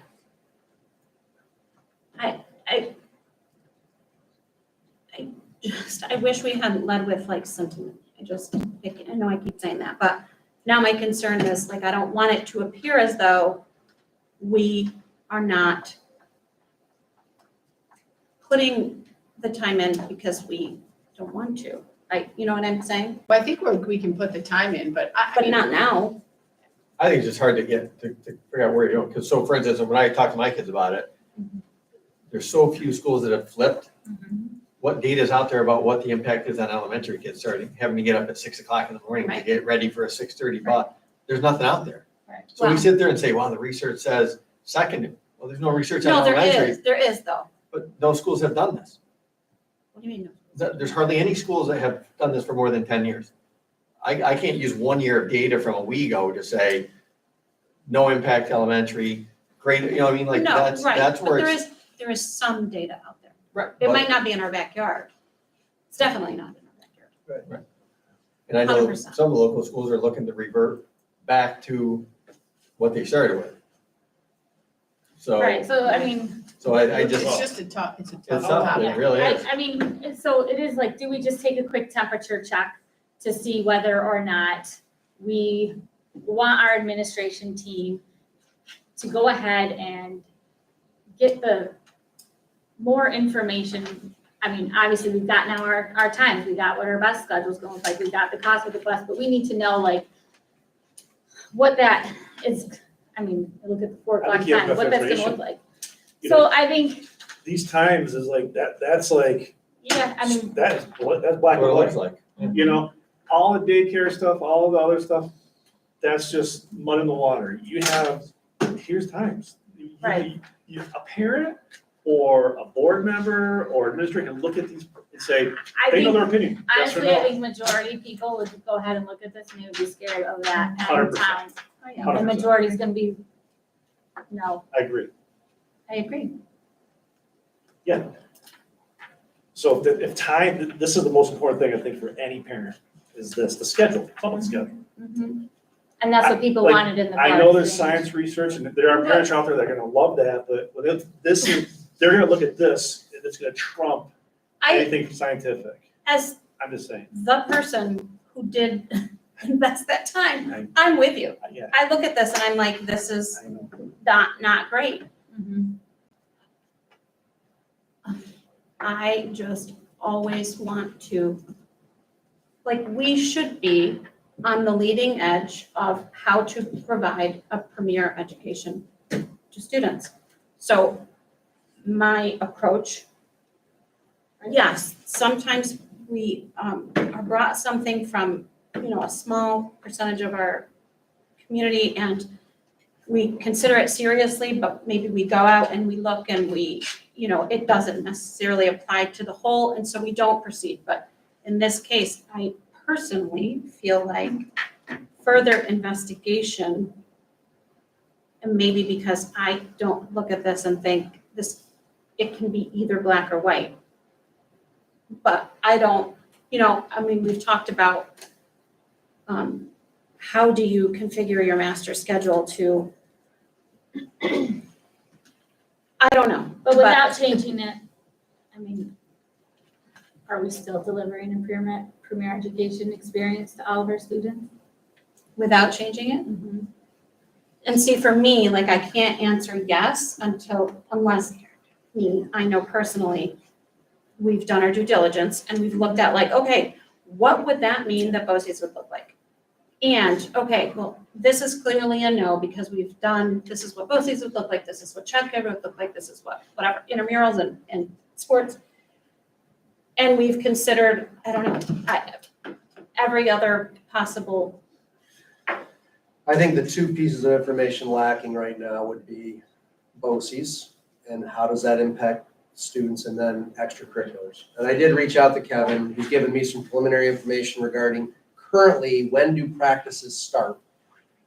So what would that look like if we change this? So we can put that together, it's just, I mean, I could say for an example, right now, my daughter has practice tonight from 8 PM to 9 PM. oh yeah. we can put that together. And the research and the thought behind it, we can certainly educate people. It's just, that would be the next step, is putting this out in front of people and saying, okay, this is what we meant. How do you feel now? And then that to me is the step off point, right? Because now we haven't considered everything, but we've considered the biggest pieces. And So would you say that this, and then this is what, obviously, I feel, I'm saying it, but activities would now have to go we an hour got, later. yeah, BOCES, we know, I mean, I can tell you what's gonna happen. We're one of the Well- last districts to arrive now, so our BOCES would all go to the afternoon. Mike's already You know, addressed that. Yeah, Mike's So our addressed, slots would, yeah. and how many classes they could take would affect them, but that's not to say that over time, that would work out, but, yeah, so if that's general enough. Well, and now that we put out that thought exchange, I think we need to clarify, because people will be like, they asked us this question and then it just disappeared. Yep. Right, what's happening? Which- I think to Mike's point, people say, show me a schedule. Right. And I'm gonna say yes or no. It's not gonna be a Here's the grade. proposal. pretty- Most What do you people say think? yes or no. We could flesh out a schedule and then here's what activities, here's sports. We just won't be addressing childcare.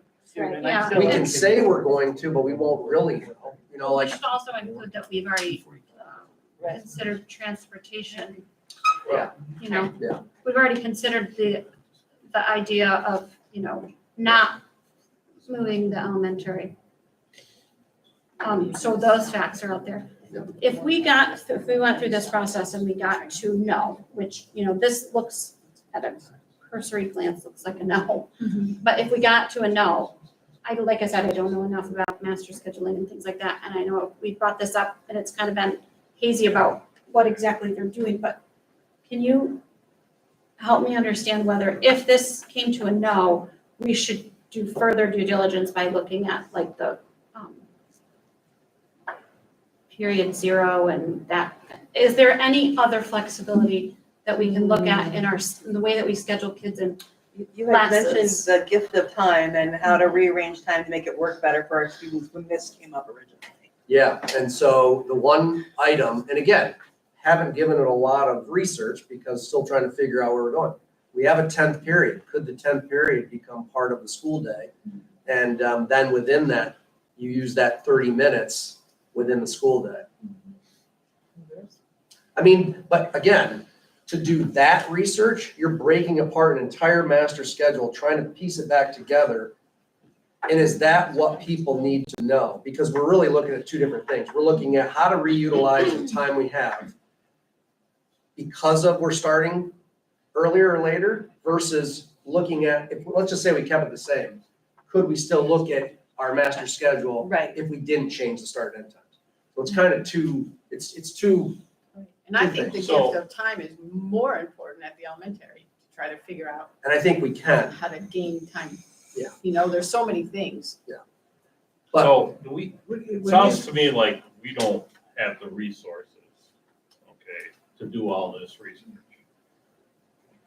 So should we, I guess I'm gonna say, we need a consultant if we really want to do all this research. Or are we just gonna do the survey and when it comes back, we're gonna make the call? Because it sounds like everybody's too busy right now, okay, Julie's point, okay, to even meet this schedule, okay? But well, it seems like we wanna go into, an in-depth analysis of what this means to the district across the board. I don't think we can do that. But I don't know how in depth we would go for the next stage. Right. We would, here's this. Jason started his conversation a little bit with Kevin, what that's gonna look like. look And at the high school schedule. the high school schedule, and then I think that's It could be 6 questions, really. And then I think that that's Yeah. basically Survey, it. yeah. I agree. So then that comes back to us and then we just make the final decision, I guess, is what it seems of our discussion of whether or not we want to go ahead and We'll get a better tool. move forward. Survey. Yeah, I mean, I honestly think that that's gonna come back as not supported by community, but we can take that next step, so at least we're not in Yeah, sync and we're not leaving it Yeah. open-ended. Because they didn't understand what they were asked to begin with, so then to walk Give them away the from it information. now is. And I also, agree when we with give you. the information, let's give a summary of why Sure. we're looking into just this. lay out the facts so that they're So informed. they're educated About about what we've already what's done. Yeah, happening. Yeah. By the way, I don't want to hire a consultant. I'm just Yeah, saying. no, I Actually, understand. Right, we've gone down this I path think where that- we're We're like. looking for side Yeah. work. you But I know, think- but I think- It's like we're. It is a Achievable. good, it is a good question, and I would think that we would not ever want to consider that unless we've accessed the research that's available, and, you know what I'm saying? I mean, yes, there's the burden of like, we can't do it right now, but, and so I would never wanna hire a consultant just because we can't do it right now, or because I would not wanna hire anybody, period, but definitely not unless we had really tried to grapple with the information and could not do it. I think we, But- give us one more shot. Yep. At a survey, and then there's your drop. kind of And can we point. still have that shot be June or July? So Yeah, it's not leaving so much time with our public I to- think we should, so that we're all on the same page regarding what's the next step. Because I agree, I don't want to throw something out there, get everybody riled up, and then you don't come back to it for 6 You months. want, Right. you want to have this survey, so when you get the results back, you got a pulse, one way or the other. Yeah. Right, you don't want to have Yep. a mishmash Yeah. that we're back at square Right. one. again. Right. And that their response is not, I don't know, Right. because I don't understand. And Megan, you said it like 5-6 questions. This does not have to be intensive. It can be a very simple, Right, would you Direct. support this time change? Yeah. okay. Because Right, research With shows. bus Right. pickups, with And that's practice what schedules. we, that's but what we just have to lay it make out. sure the why gets out there. Right, an explanation Totally to educate them. And so have we determined whether, whatever the result of the schedule is, that we have also investigated and have enough information to know whether there's any master schedule of things that we want to have more information about? I mean, that would, I mean, for that everybody, would right? be, yeah, that would Elementary be, or that would be really in depth. I think that would be, I mean, BOCES is an obvious one. That's gonna be changed, but like I think of the elementary No, no, I'm lunchtimes, sorry. you know, I'm, like I mean, I don't know, that's deep. if we stay the same, you Oh, said, oh. you know, we already have an issue at the elementary where, Oh, we've already, I mean, we've started talking about that as part of our PLC process of moving, you know, getting everybody on board at PLC is how do we gain this PLC time where teachers can work together and build together and look at that's kids all the way up together and through. all that. That's, elementary and all the way up. yeah, Yeah. that we've already started some of that. But it's really parallel work to some degree, you know what I mean? Yeah, but I'm asking whether No, yeah. we need additional resources or something to know how to proceed with that, or if you all feel like you have enough context in the different conferences and things like that. Well, that's what we're starting to work on and look at, and so we don't know really from a resource standpoint of what that would look like, but we've started trying to figure out how we can, I mean, the secondary is a little easier, it's the elementary where we're trying to get that common time and try to look and see what our options are and talk about it. So we've got some new faces on our team and we've gone to we're doing some work with Solution Tree and PLC, so we're looking into that. That's great, thank you. All right, thank you. That Okay. concludes my report. All right, thank you. So moving on to Board of Education reports. First, I'm just going to start with the presidents, vice presidents. Lynn and I went and attended the SBA workshop. Not a whole lot really to report. We had a very in-depth teaching on your therapy dogs. I'm sorry. I don't know why I lost the word therapy. Long night. Anyways, So anyways, Maine-Endwell, we are like right there on the top, doing everything great, incorporating with our policy, having therapy dogs, and learned all the wonderful things about it. We became very educated on that. So also just, a reminder that the conference is going to be up in Rochester. And there is a leadership and education event where the registration is currently open, and that's up in Albany. They did talk wonderful things about that. I've heard of wonderful things on that. So if anybody is interested in attending that, please let Diana know. And also just wanting to bring up, they only brought this up quickly there, but with the NYSBA resolutions and bylaw amendments, this is where we can take what we do here to the next level, to the legislation level. And currently right now, they are taking resolutions, and that's basically, if there's anything that we see here locally, in our school district, in our community, in our county, where we want to go ahead and have NYSBA bring this to the state for us, then go ahead and please bring that to my attention, because I have the whole kit and the process of how we need to do that. So all proposed resolutions, though, must be turned in by July 14th.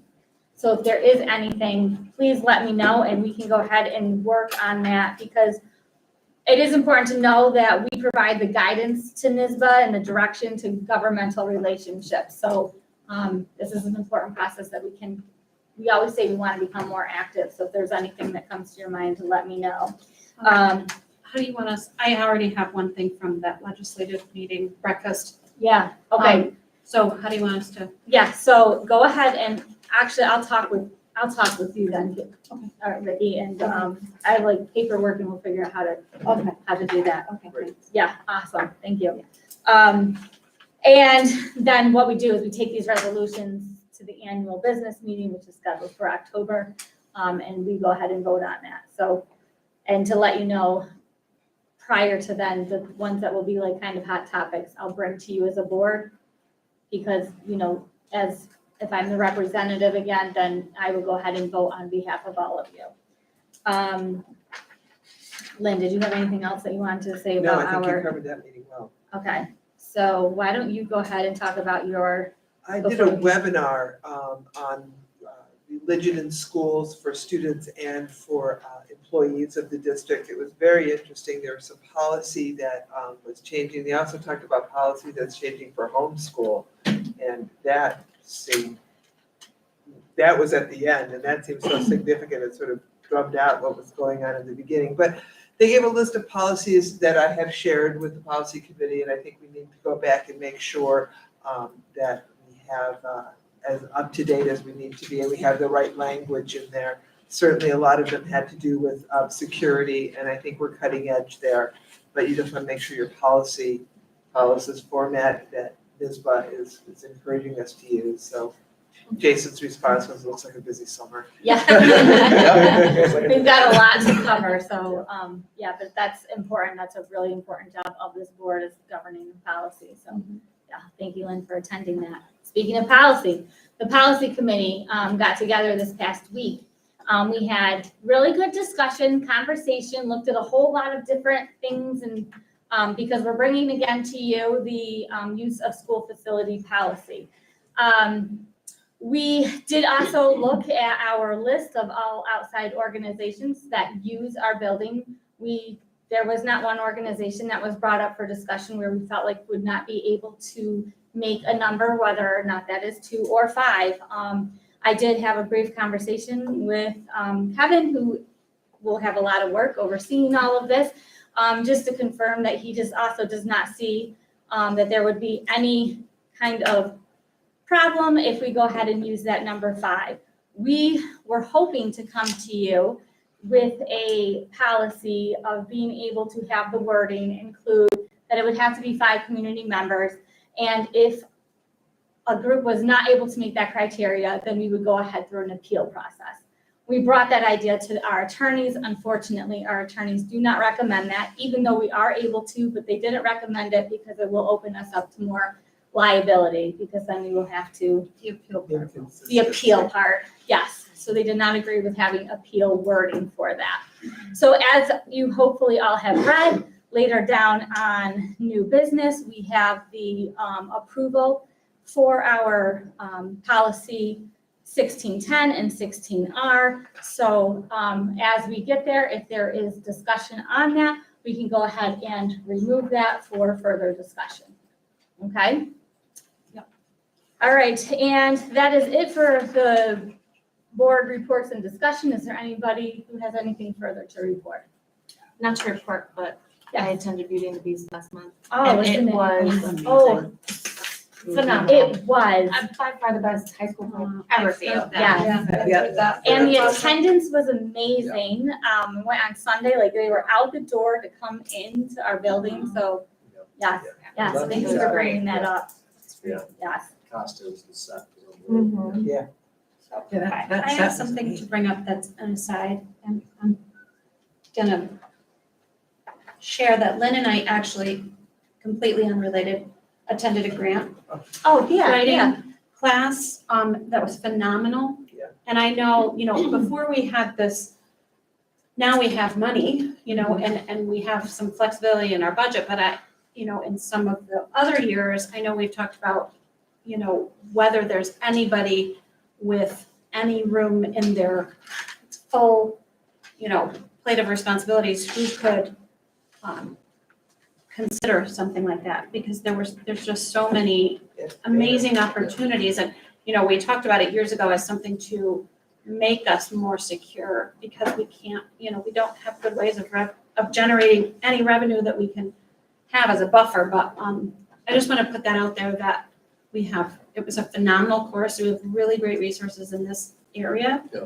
And there's, just great opportunities available for, if you have the time to invest and the know how to do it, that could benefit our students. And I don't know if we have that now, but I just want to replant that seed, Yeah. because if at any point down the road, we did have somebody who either had those skills or We have a company that does it for us. Yeah. We have a 3-year contract with Robert J. Miller out of Buffalo. They got us a DOJ grant for $700,000. Really? Yeah, Okay, there's- so it's a 3-year with them? Yeah, we have I think it was 3 to start, but we can always extend it. Okay. And 30. Dana. That's Dana. They're a grant writer, Well, right? Dana, Dina works has with lots of Maria skills. from that office specifically.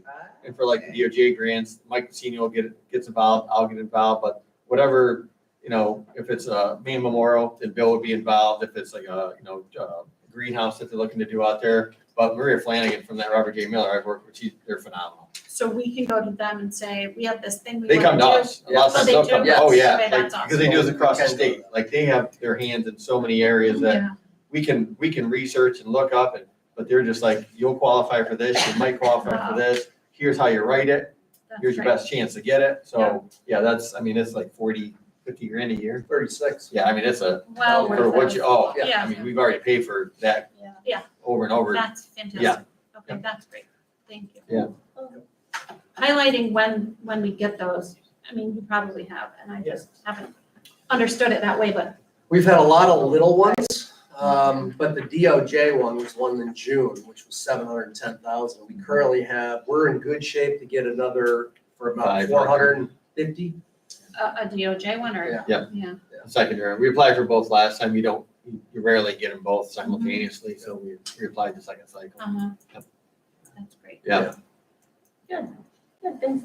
Thank you. Thanks, Vicki, for sharing that. All right, so moving on, we're gonna move on to our consent agenda. May I have a motion to approve consent items 5.1 through 5.2 under the consent agenda? I'll make that. Motion by Lynn, second by Mike. Any discussion? All those in favor? Aye. Motion carries. Next are the personnel items. May I have a motion to approve personnel items 6.1 through 6.11 under personnel? So, second. Moved by Megan, second by Greg. Any discussion? All in favor? Aye. Motion carries. Next is new business. May I have a motion to approve items 7.1 through 7.8 under new Can business? we discuss 7.8? Yep, so We you're pull gonna that make a separate. motion to, All right, I make a motion to move 7.8 to separate. for discussion. How about Make a motion to approve 7.1 through 7.7. Okay, I make a motion to approve 7.1 through 7.7. And I'll second that. Okay, motion by Megan, second by Lynn. Any discussion? All those in favor? Aye. Motion carries. Motion, to approve 7.8. motion to approve 7.8. Is there a motion to approve 7.8?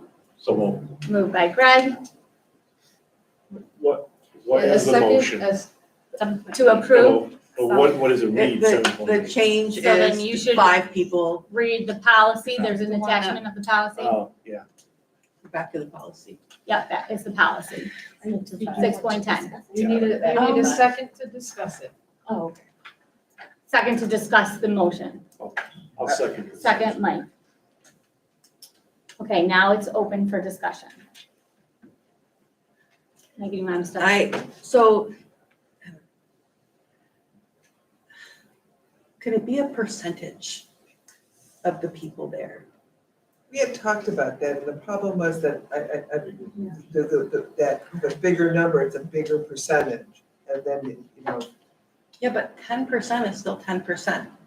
right, but 10% of 100, or 1,000, or, I get what you're saying, but it became bigger. How you gonna it gets prove that? bigger. I mean, you have 1,000 people, how you improve 100? I mean, that was the whole issue with percentage, like the larger. And I'm sorry to rehash this, but why do we not just stay at 2? Well, That's what I proposed. we were at no number and At then, no number. and Yes. somebody Dennis didn't like that, they proposed. felt there had to be a number. Oh, okay. the discussion was, if you don't have a number in there, you are not really, in my feeling, well, and I think we were split on this as a board, okay, is we don't really, with just one person filling out the form, okay, we don't really know whether the community at large, the district residents are supporting the group that's coming in. Okay, and I could see with just one person filling out the form, this could happen all over again. So that was Yeah. the discussion. Right, I understand. Thank you So for. the number was, I suggested 5 instead of 10, thinking that that wasn't a long putt to get 5 district residents on the roster for the group. So, and the thought was like the use of the buildings and grounds is primarily for residents of the Maine-Endwell community. So as it was discussed in the last board meeting, that is showing that it is a group primarily for our residents and community, that they're support, that they're able to get their 5, which is students, community members, I mean. Kind of teachers, like we're giving them a vote. Yeah. We're giving them Yeah, a no, vote. That was the idea. I get it. I came in and I said I want 2, Right. because Megan brought up a great point. Right. You could have a group less than 5 with 100% of Maine-Endwell residents and still not be approved. Right, using Because you 5. don't Yeah. have 5 people. yeah, I get it. Yeah. It's like a full circle moment. Do we I want to vote personally, Yeah, what are we voting for? So first was to vote for, with the wording that's on this agenda, which is for the 5. So I would like to go ahead and do that vote, and then if that gets overturned, then we have an amendment policy. so you want a formal vote? So we're gonna go roll call vote. Because it was a split vote. We didn't get anywhere because it was split both ways. Right, okay, right. So, may I have a motion to approve 7.8? You already Yeah, have. but- you Oh, I already have a a motion to approve, so we Now can you go ahead have and do your both. Okay, so who wants to, So a yes is approve, no is to decline it. correct, I'll start off, I'll say no. okay, I'll say no. okay, You know, yes, Yes. yes. No. Okay, so motion has been declined, Yes. Greg was yes, Lindsay was yes. Yeah. Megan was right. I'll make a motion to do it with 2 people. So my motion is for it to read that it is 2 or more district residents that are not immediate family members. I'll second that. Can you repeat that? That, I'll read the whole thing. To the front, you do have a copy. Oh, do you? Does everybody have a copy of it? No. Just the policy. Only residents of the Oh, Maine-Endwell okay. Central School District or organization that have a physical presence within the Maine-Endwell community may request the use of facilities. 2 or more district residents that are not immediate family members must be participating in any request for use of facilities. Immediate family members, 2 or So more that are not not immediate families. It's not a me husband and and my wife, child. it's not a mother okay, and a, oh, to each other, that's what I just wanted to, okay. Second. okay. Am I able to ask a question? Discussion. Okay, sorry. So we, at one point, discussed like a need for priority. In other words, like personally, to me, the number could be 0 if the community member is filling out the form.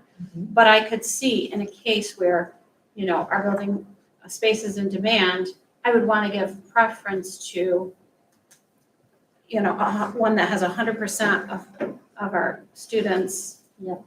versus one that has 1, doesn't. But we don't have that, I think our attorneys advised on that, Well, right? that's why they advised just saying that it has to be, they advised Black or 10. white, okay. There And then there my is a other question priority is- in the regulations. Right. There's priorities in there 'Cause we about, can- About school events. Right. and then, Right, yeah. but it's not Like about school sponsored numbers. events, It's right, not like a saying, game or something, right? right, it's a school sponsored. But that doesn't Right. mean like, you know. No, to what you're saying, no. And then my second question is, did we run by the attorneys this whole, putting a number in there? Yes, Yes, we they, did. it was their recommended recommendation. they recommended They the 10. recommended 10. Well, Okay, because that to me makes me uncomfortable. And then Okay, they fine. recommended, They- then they recommended any number as, because it's for being black and white. There's no, Okay, all right, yeah. okay, thank you. Yep. Am I So any further discussion? let's vote. Okay. We'll first start with all those in favor. Aye. Okay, you want to do roll call? Okay, all, Roll call. we'll do roll call. Go ahead, you got a Do question? you have more report? Do No, you have more I discussion? do not have discussion. Okay, so Mike, So yes. Vicky, I say yes if we run it by the attorney. I say yes. yes. Grudgingly, yes. Yes. I Okay. like the fact that it says 2 or more instead of minimum. Motion carried. I sent him a message and they're like, I was at school at midnight, freaking testing that in my heart. Okay, period of public Good comment. work. Is there anybody that speak? Anybody want to speak? I don't think anybody. There's nobody on there, right? Five people, but I think they thought it was a sign-in sheet. Oh, Yeah. all right. And there's Rick nobody. promoted it as a raffle over there. You win banana cake. Okay, so Congratulations. may I have a motion to enter into executive session? I'll make that motion. Motion I'll by Lynn, second. second by Megan. Any discussion? All those in favor? Motion carries. Hey, Rick, All right, we got through it.